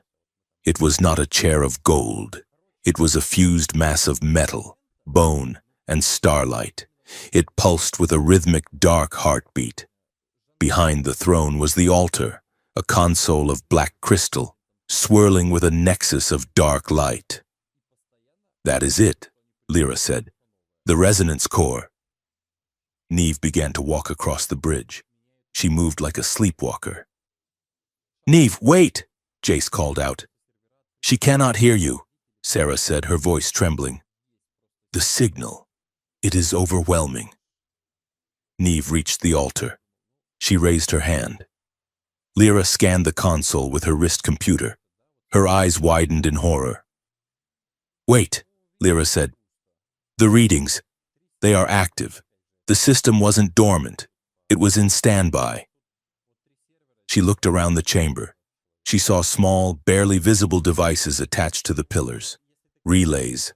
Modern tech. "It is a trap," Lyra screamed. "Jace, stop her! The continuity circle, they didn't just want us to come here, they guided us here." But it was too late. Neve's hand touched the black crystal. Click. The sound was louder than a gunshot. A shockwave of pure energy blasted outward from the altar. It didn't hurt them physically, but it slammed into their minds. The doors to the chamber slammed shut. The dark light in the crystal flared, shooting a beam straight up through the roof of the fortress, piercing the sky and broadcasting a signal to the waiting fleet in orbit. Neve turned around. Her eyes were no longer flecked with stars. They were two voids of absolute black. "The pieces are gathered," Neve said, but the voice was a chorus of 4 distinct tones merging into one. Kaya gasped and fell to her knees, clutching her chest. Sarah screamed as her violet skin began to crack, light bleeding out. Lune dissolved into a puddle of shadow and reformed, screaming in agony. The 4 girls were being pulled apart, their individual selves eroding as the resonance core began to stitch them together. "Welcome home, my daughters," a voice boomed from the walls. It was the recorded voice of the Demon Queen, but it was synchronized with the movements of Neve's mouth. Jace raised his rifle, aiming at the altar, but he couldn't fire. Neve was in the way. "Lyra!" Jace yelled. "Fix it!" Lyra was frantically typing on her wrist comp. "I can't! They locked the controls! The reassembly sequence is initiated!" Above them, the sky tore open, not from the storm, but from the arrival of ships. Dozens of continuity circle dropships descended through the hole in the fortress roof, their searchlights pinning the group on the bridge. They were trapped. The girls were breaking. And the Demon Queen was waking up. The waking of a dead world is not a quiet event. It begins with a sound that is less heard than felt, a subsonic vibration that rattles the teeth and vibrates in the marrow. The resonance core pulsed, a heartbeat of dark starlight. Around them, the obsidian fortress groaned. Tectonic plates that had been frozen for a millennium began to grind against each other. Cracks spiderwebbed across the floor of the bridge, revealing not magma, but a glowing purple void beneath the planet's crust. Gravity glitched, sending debris floating upward in slow motion before slamming it back down with bone-breaking force. But the physical chaos was nothing compared to the psychic scream. Neve, Kaya, Sarah, and Loon were no longer standing as individuals. They were arranged in a perfect circle around the altar, suspended a few inches off the ground by an invisible current. Their heads were thrown back, their mouths open in a silent, synchronized gasp. Then they spoke. It was not four voices. It was one voice, layered over itself, distorted and terrifyingly regal. "We remember," the voice said. It echoed from the walls, from the floor, from the inside of Jace's skull. "We remember the taste of the Centauri cluster. We remember the silence after the feasting." Jace fell to his knees, clutching his head. Visions slammed into his mind with the force of a physical blow. He saw stars burning out one by one. He saw fleets of golden ships being consumed by a living darkness. He saw billions of people kneeling in terror, chanting a name that tasted like ash. "Get out of my head!" Jace roared, struggling to stand. Beside him, Lyra was staggering, her hands pressed to her temples. "The integration," she gasped. "It is faster than the simulations. She is overwriting them." A bright, hard light cut through the gloom of the chamber. A dropship descended through the shattered roof, engines screaming. It hovered over the far end of the bridge, and a ramp extended. Governor Marshal Elreth walked out. He was a man of precise, terrifying calm. He wore the high-collared gray uniform of the Continuity Circle, unblemished by the dust of the ruins. He was flanked by a squad of heavy troopers and a team of technicians carrying portable containment units. "Impressive," Elreth said, his voice amplified by the chamber's acoustics. He looked at the four girls floating in the air, his expression one of clinical satisfaction. "The synchronization is at 98%. He turned his gaze to Lyra. "Agent Saeth, you look tired. And you are out of uniform." Lyra straightened, forcing her shaking legs to hold her weight. She drew her plasma pistols, though her hands trembled. "Elrith, I should have known you would come to watch the butchery yourself." "Butchery?" Elrith smiled, a thin, bloodless expression. "This is salvation. Lyra, look at them. They are magnificent." He gestured to the girls. Kaya's skin was cracking, revealing blinding light beneath. Sarah's violet aura had turned black. Loon's shadow was expanding, eating the light of the room. Neve was weeping, but her tears were made of ink. "The galaxy is fracturing," Elreth announced, walking closer. "The Void Rim warlords are pushing in. The Council is weak. We need a symbol. We need a power that terrified the ancestors of our enemies." He pulled a device from his belt, a control node. "I will crown them, the four queens, but they will not rule. They will be figureheads.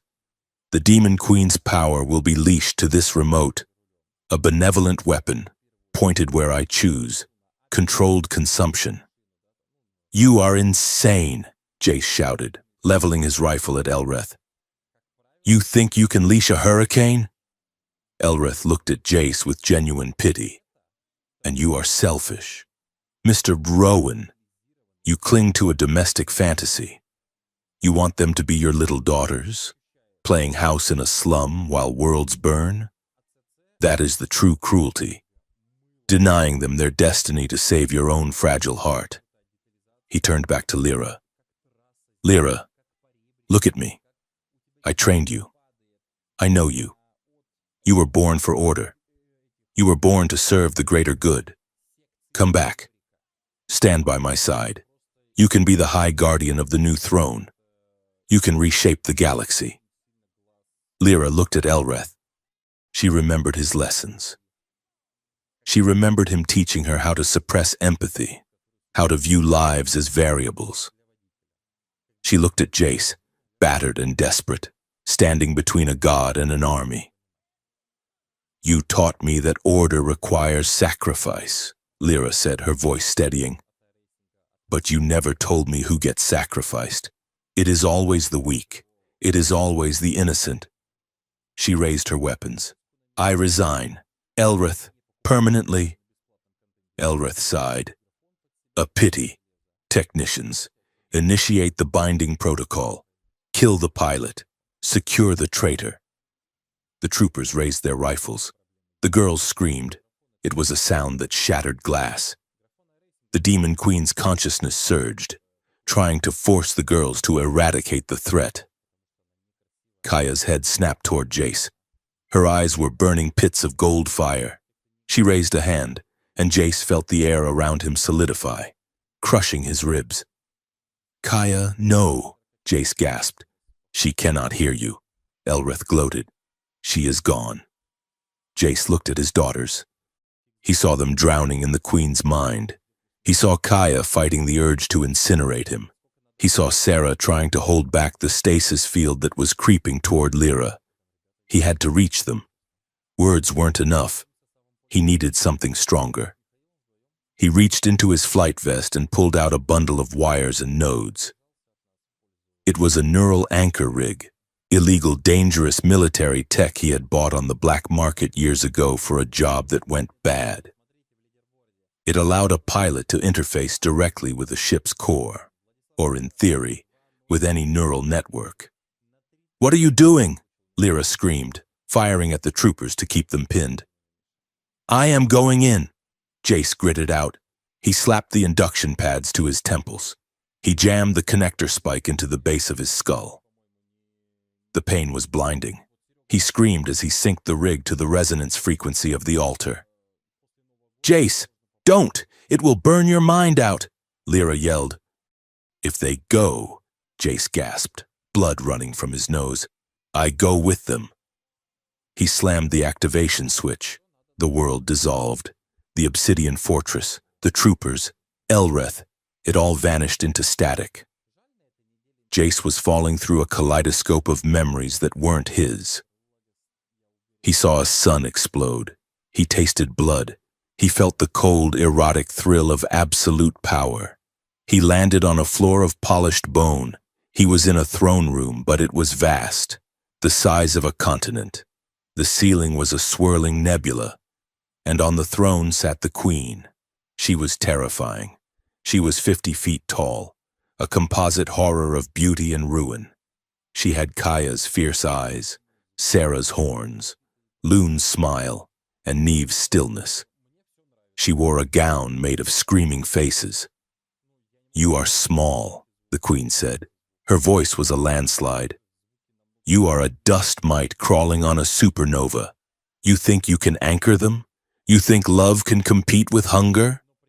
Jace stood up. In this mindscape, he was just a man. He wore his flight suit. He looked tired. I am their father, Jace said. The Queen laughed. It was a sound that cracked the floor. They are my blood. They are my hunger made flesh. Look. She waved a hand. The air shimmered. Jace saw a future.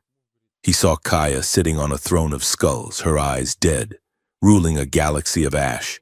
He saw Sarah dissecting resistance leaders with cold logic. He saw Lune driving entire populations mad with illusions. He saw Neve eating a sun. This is their glory, the Queen purred, and here is the alternative. The vision changed. He saw the girls running. He saw them hunted. He saw them dying in a gutter, shot by fearful mobs, screaming his name. Give them to me, the Queen whispered, and I will make them gods. They will never suffer again. It was tempting. God, it was tempting. To know they would be safe, to know they would be powerful. Jace shook his head. Safety isn't worth their souls. He closed his eyes. He didn't fight with weapons. He fought with memory. He projected his own images into the mental storm. A messy breakfast. Kaya laughing as she fixed the toaster with a wrench. Sarah reciting a poem about a flower, her voice shaking with bravery. Lune putting dye in his shampoo. Neve falling asleep on his shoulder during a thunderstorm, her small hand clutching his shirt. "These are small things," the Queen sneered. "They are real things," Jace said. Suddenly, a new presence tore into the realm. It was blue, sharp, and furious. Lyra. She hadn't used a rig. She had grabbed Jace's physical hand in the real world, and through their bond, through the sheer force of her will, she had forced her way into the link. She appeared beside him in the throne room. She was wearing her armor, but it was cracked. She was bleeding, but she stood tall. "Lyra," Jace breathed. "I am not letting you do this alone," she said. She took his hand. Her mind brushed against his, an intimate, overwhelming collision of thoughts. She felt his terror. She felt the depth of his love, a stubborn, irrational root that refused to be pulled up. He felt her loneliness. He felt the years of cold obedience, the hunger for warmth she had denied herself, the way she had looked at him in the engine bay and thought, "Finally." They turned to face the Queen together. "You offer them power," Lyra shouted, her voice ringing clear in the chaos. "But power without choice is just slavery, I know. I served your memory for 20 years. It is cold. It is empty. It is order," the Queen roared. "It is a cage," Lyra countered. "I reject it. I reject you. And I claim them," Jace said. "Not as queens, not as weapons, as people." The Queen stood, her shadow falling over them. She leaned down, her face shifting, becoming beautiful, seductive. She looked at Lyra. "I can give you your old rank back, child. I can make you the sword of the stars." She looked at Jace. "I can give you a universe where they never get hurt. Just let me guide them." The temptation washed over them. Power as a caress, domination as an embrace. It promised an end to the fear, an end to the running. Jace squeezed Lyra's hand. He looked at her. "I love you," he said. It wasn't a hero's line. It was raw. It was desperate. It was a confession made in the eye of a hurricane. Lyra's eyes filled with tears. "I love you too," she whispered. "I want a life. Jace, I want the messy apartment. I want the noise. I want to build something that isn't made of bones." Their shared declaration hit the mental landscape like a shockwave. It wasn't power. It was an anchor point, a truth so solid that the Queen's illusions couldn't erode it. In the shadows of the throne room, 4 small figures appeared. Kaya, Sarah, Loon, Neve. They were cowering in the dark, chained to the throne, but they heard Jace. They heard Lyra. "Dad?" Kaya whispered. "We are here," Jace called out. "We are right here. Choose. Kaya, you don't have to be her." Kaya looked at the Queen. She looked at the throne. Then she looked at Jace, the man who had taught her how to fix a hoverboard, the man who had yelled at her for eating ice cream for breakfast. Kaya stood up. She snapped the chains on her wrists. "I am not a queen," she said. "I am a mechanic." Sarah stood up. "I am a poet." Loon stood up. "I am a comedian." Neve stood up. She looked at the giant monster. "And I am not hungry anymore." One by one, they stepped away from the throne. They walked toward Jace and Lyra. The Queen shrieked, a sound of unadulterated rage. She lashed out with tendrils of darkness, trying to drag them back. "No!" the Queen screamed. "You are mine." "We are ours," the girls said in unison. They joined hands with Jace and Lyra. The circle was complete. "Now!" Jace yelled. They pulled. They didn't pull with muscles. They pulled with their identities. They tore themselves free from the Queen's core. The throne shattered. The giant figure of the Queen cracked, panicked, and then exploded into a billion shards of fading light. In the physical world, the shockwave knocked everyone off their feet. The altar cracked down the middle. The beam of dark light piercing the sky flickered and died. The resonance hum stopped. Jace ripped the neural rig from his head, gasping for air. Lyra collapsed beside him. The girls fell to the floor of the bridge. They were unconscious. But they were breathing. Their skin was normal. The terrifying aura was gone.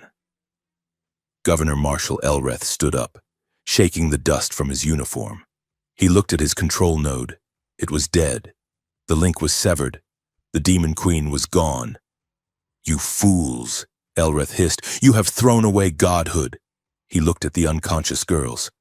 "If I cannot use them," he snarled, "then no one will." He reached for a detonator on his belt, the kill switch. It wouldn't work through the implants anymore, but he had rigged the bridge with explosives as a contingency. "Goodbye, Heirs," Elreth said. He thumbed the switch. "No!" Lyra screamed. She didn't think. She moved. She dove in front of the girls, shielding their bodies with her own just as the charges on the support pillars detonated. The explosion was deafening. Fire and shrapnel tore through the air. Lyra took the brunt of it. Her armor shattered. She was thrown back, slamming into the debris, limp and bloody. But the bridge held. Barely. The smoke cleared. Jace crawled toward Lyra. "Lyra! Lyra!" But movement caught his eye. Elreth was walking toward the girls, pulling a sidearm to finish the job. Kaya opened her eyes. They were not glowing gold. They were brown, human brown, but they were furious. She stood up. She didn't use magic. She didn't use starfire. She picked up a chunk of obsidian the size of a melon and threw it. It hit Elreth in the shoulder, shattering the bone. He dropped his gun with a scream. Sarah stood up. She raised a hand. Elreth tried to run, but his feet froze to the ground. Not a stasis field. She had simply fused his boots to the rock. Lune stood up. She snapped her fingers. Elreth saw something. He started screaming, clawing at his eyes, terrified by an illusion only he could see. Neve stood up. She walked over to the whimpering governor. She placed a hand on his forehead. "Sleep," she said. Elreth slumped forward, unconscious. They didn't kill him. They didn't eat his soul. They neutralized him. Jace reached Lyra. He pulled her into his lap. Her chest plate was cracked open, and there was too much blood. Her breath was coming in wet, shallow rattles. "Lyra," Jace begged, pressing his hands to the wound. "Stay with me. Stay with me." She opened her eyes. They were unfocused. She smiled, a weak, bloody thing. Did we win?" she whispered. "Yeah," Jace choked out, tears cutting tracks through the grime on his face. "We won. The Queen is gone. They are safe." "Good," Lyra breathed. I chose the messy apartment." "You are going to see it," Jace said fiercely. "You are not allowed to die, Lyra. Do you hear me? I am ordering you. That is a direct order from your pilot." She coughed, wincing. "You are not my commanding officer." "I am your family," Jace sobbed. The girls gathered around them, and they were crying. Neve knelt down and placed her hands over Lyra's wound. "Help her," Jace pleaded. "Neve, please." "I cannot fix it," Neve whispered, tears dripping onto Lyra's armor. "I am not a healer. I am just me." "We can hold her," Sarah said. "We can hold her here until the medics come." Sarah placed her hands on Lyra's chest. A soft violet light surrounded Lyra. It wasn't healing magic. It was a stasis field. Very small, very precise. It froze the blood flow. It slowed her dying heart to 1 beat per minute. "We have to go," Kaya said, wiping her eyes. "Jace, we have to get her to the ship. Now!" Jace nodded. He picked Lyra up in his arms. She felt terrifyingly light. He looked at Elreth, unconscious on the ground. "Leave him for the council," Jace said. "Let him rot in a cell. We are done with death." They ran back through the crumbling fortress, Jace carrying the woman he loved, surrounded by the daughters who had chosen to be human.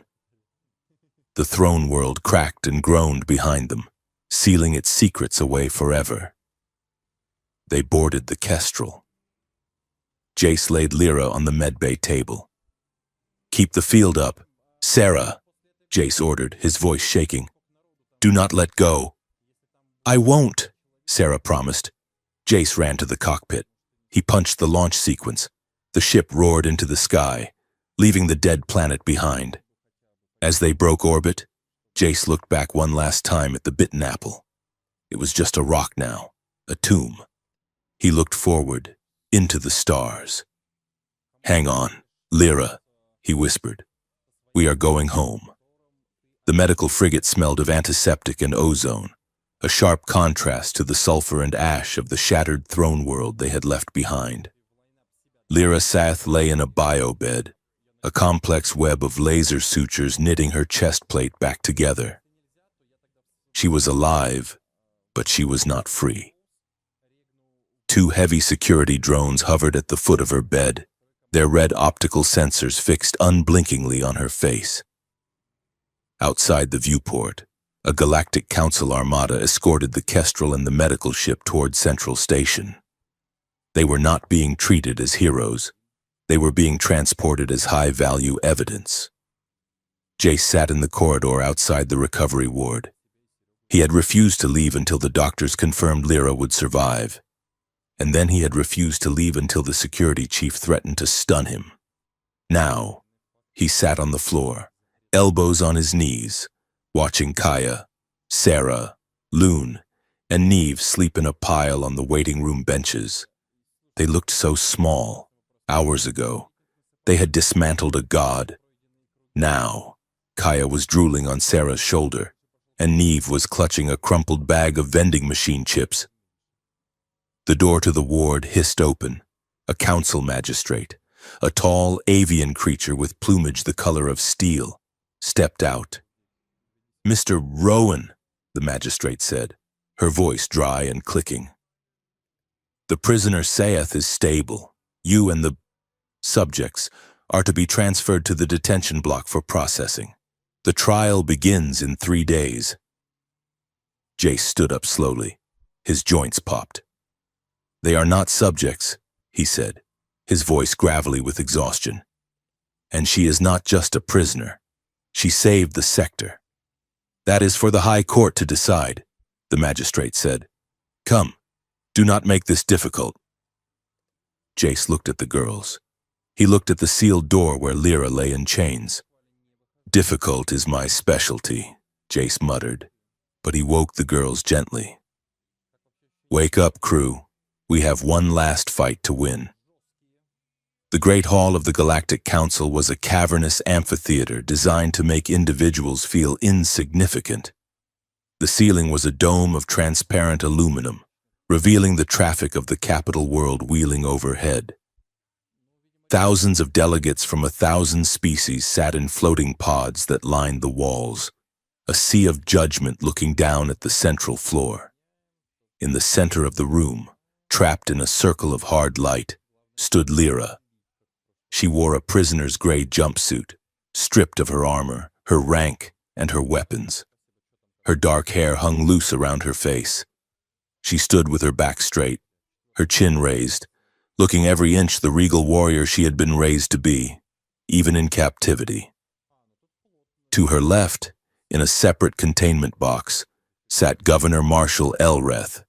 He was bandaged, his arm in a sling where Kaya had shattered it, his eyes darting around the room with the desperate calculation of a rat in a trap. To the right sat Jace and the 4 girls. They were not in cages, but they were surrounded by an energy barrier that hummed with lethal voltage.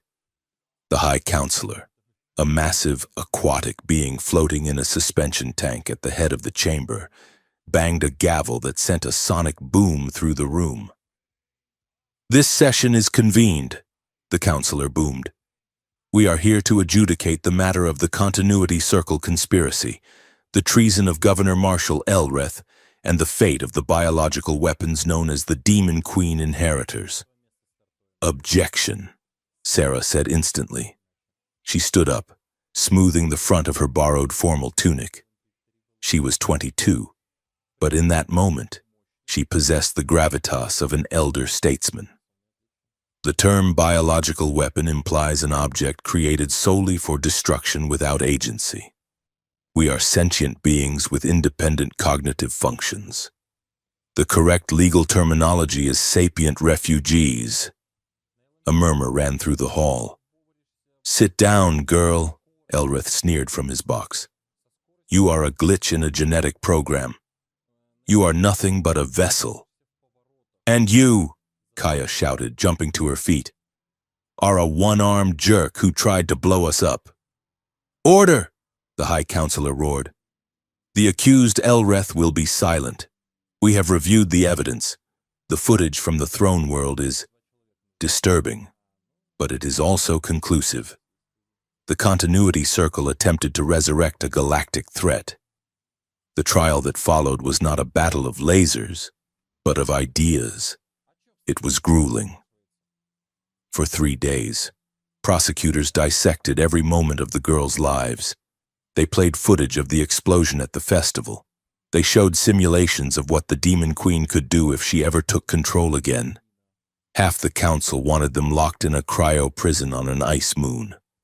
The other half wanted them studied. Almost no one spoke of them as people. Then, it was time for the testimonies. Kaya took the stand first.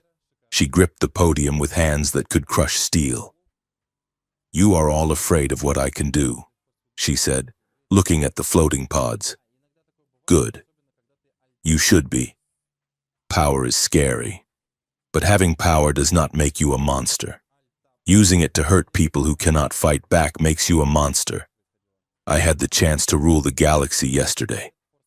I chose to fix hoverboards instead. That is called free will. Look it up." Loon was next. She walked to the center of the room and smiled. "You know, this room has terrible lighting," she quipped. "Very villainous lair vibes. Seriously though, you are debating whether we are safe? I just spent 7 years living with Jace Rowan. Do you know how much caffeine that man drinks? If I was going to snap, I would have done it when he tried to teach me algebra." The crowd chuckled nervously. Loon's humor disarmed them, reminding them that she was young, vibrant, and remarkably normal. Neve was the hardest to watch. She stood in the light, her small frame looking fragile. "I can still hear her," Neve said softly. The room went deathly silent. The Queen. She is quiet now, like a radio left on in another room. But I remember the hunger.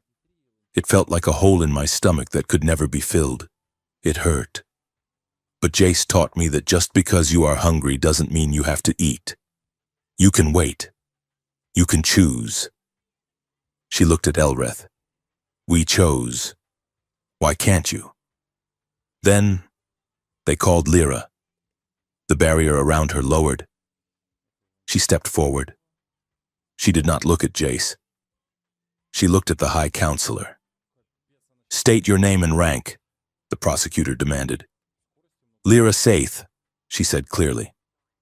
"Former lieutenant of the Elite Guard, former agent of the Continuity Circle, traitor to the Council. You admit to your crimes?" "I admit to everything," Lyra said. "I burned villages in the Outer Rim because I was told they were harboring separatists. I assassinated 3 diplomats who opposed the Circle's expansion. I lied to this council for 10 years. I was prepared to murder 4 innocent children because I was afraid of a ghost story." She paused, taking a breath that hitched in her chest. "I do not ask for mercy," Lyra continued. "I did those things. I bear the weight of them. But I ask you to look at the result. The Continuity Circle is broken. The Queen is dead. And she is dead because I finally stopped following orders and started making choices. If you want to imprison me, do it. But do not punish Jace Rowan or his daughters for the fact that they were the ones who taught me how to be human. Jace watched her, his heart aching. He saw the shame she carried, the majestic, tragic weight of her redemption. Finally, Jace was called. He walked to the center of the floor. He didn't bow. He didn't use fancy words. He looked like what he was, a cargo pilot in a clean shirt that was too tight in the shoulders. I didn't set out to save the galaxy, Jace said, rubbing the back of his neck. I was just doing a job. I found a wreck. I found 4 terrified kids. I didn't know they were heirs to a tyrant. I just knew they were cold. He looked up at the silent tears of aliens. You keep talking about nature versus nurture.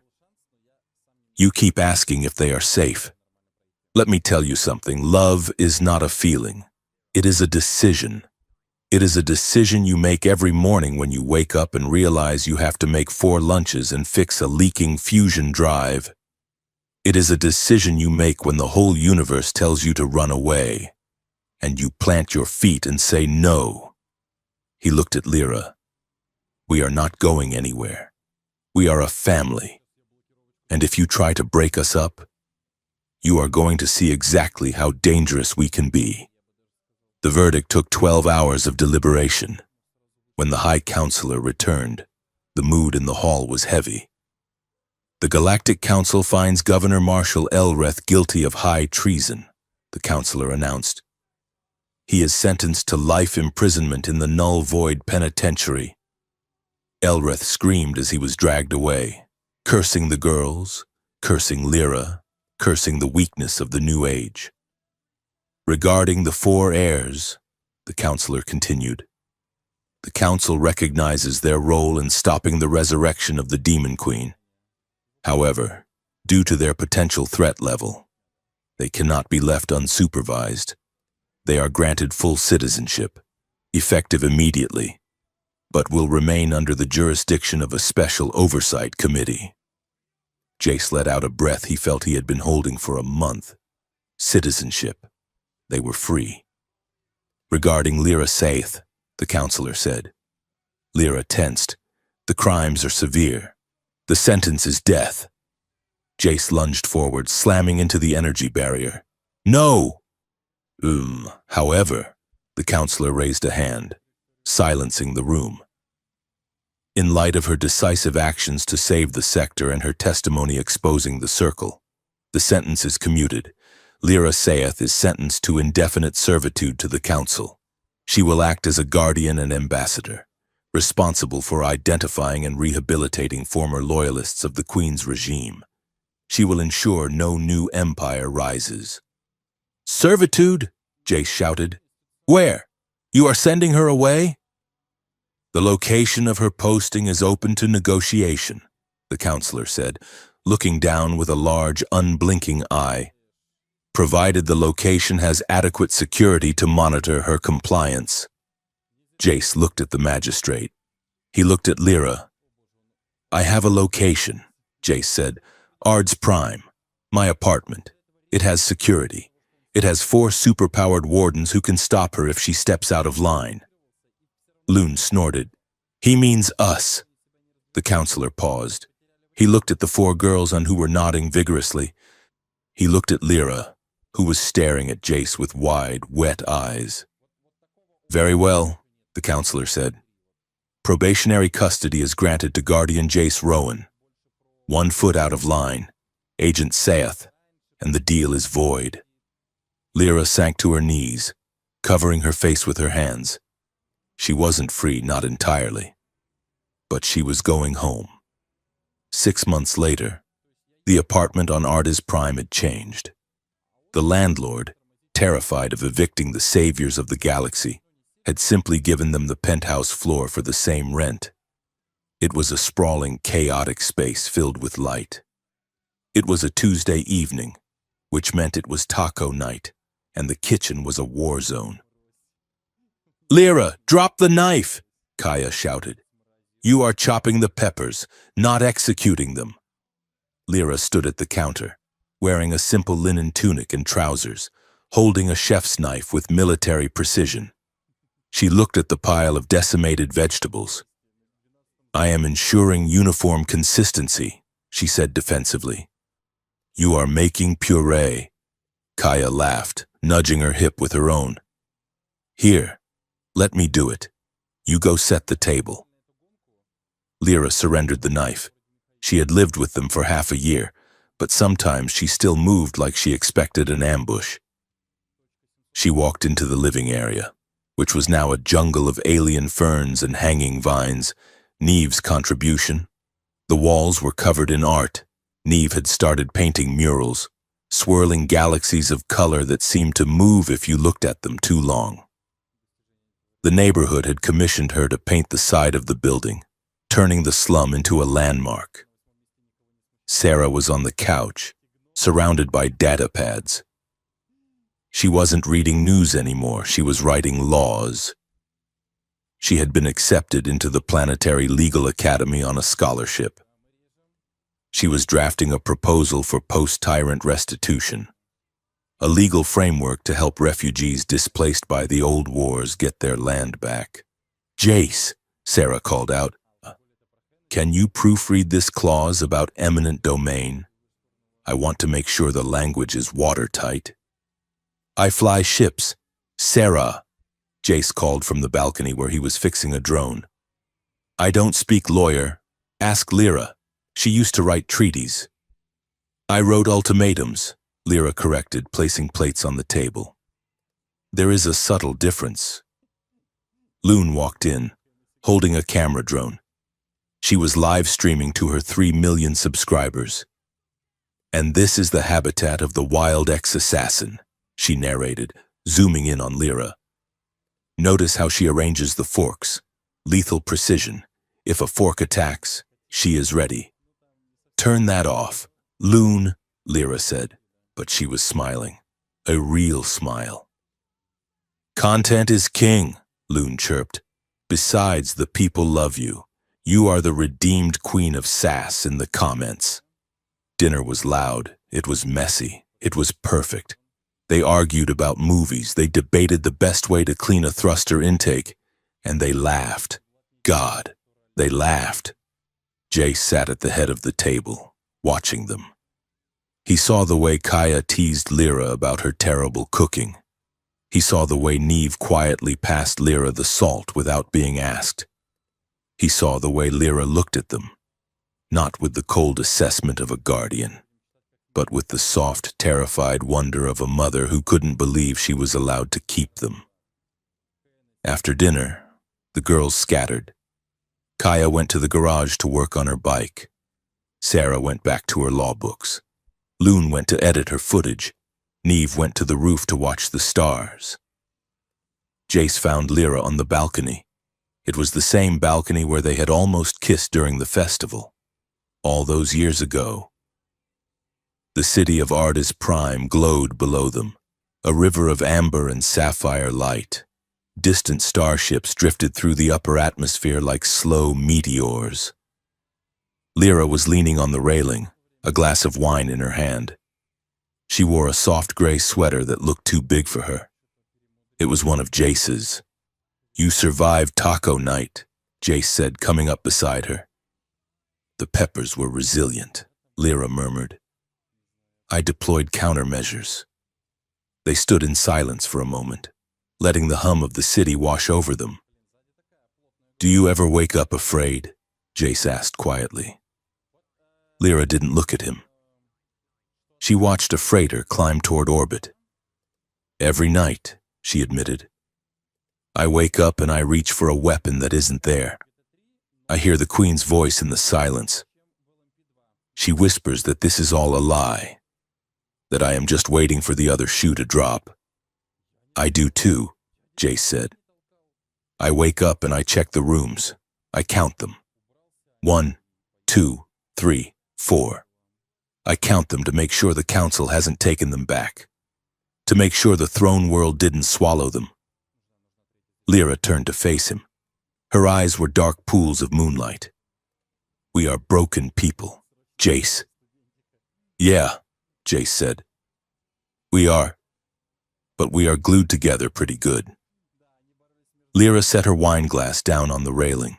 She stepped closer. The ankle monitor she wore, a thin silver band, glinted in the light. It was the only reminder that she was still serving a sentence.